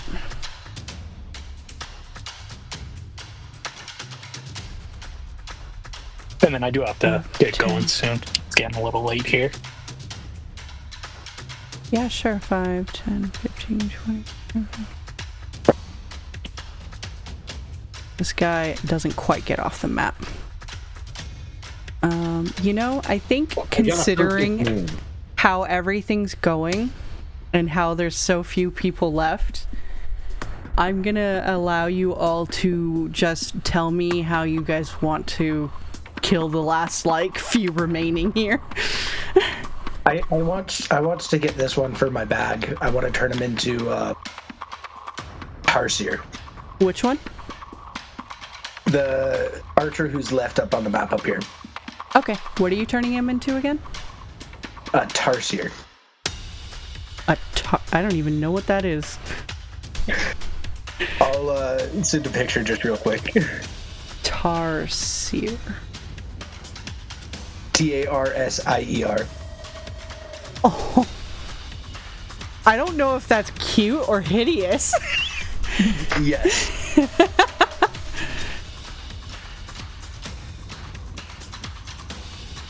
All I know is I want to bring the whip out, wrap a guy, dance with him, and then just have Elijah shank the shit out of the guy while I'm doing it.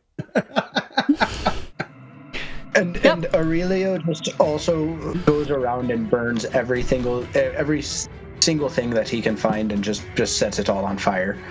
The whole place starts burning. I do notice that there's some prisoners that were tied up over here. Could I let them free? Yeah, we will get to you letting them free on the start of next turn, but also when you set this upper tent out on fire, you would see a couple of other women running out, coughing and frightened, basically, out of this tent in the north. I assume you won't just murk them, but with that... Yeah, that was a really long combat episode, guys. That was a fun one, though. Yeah.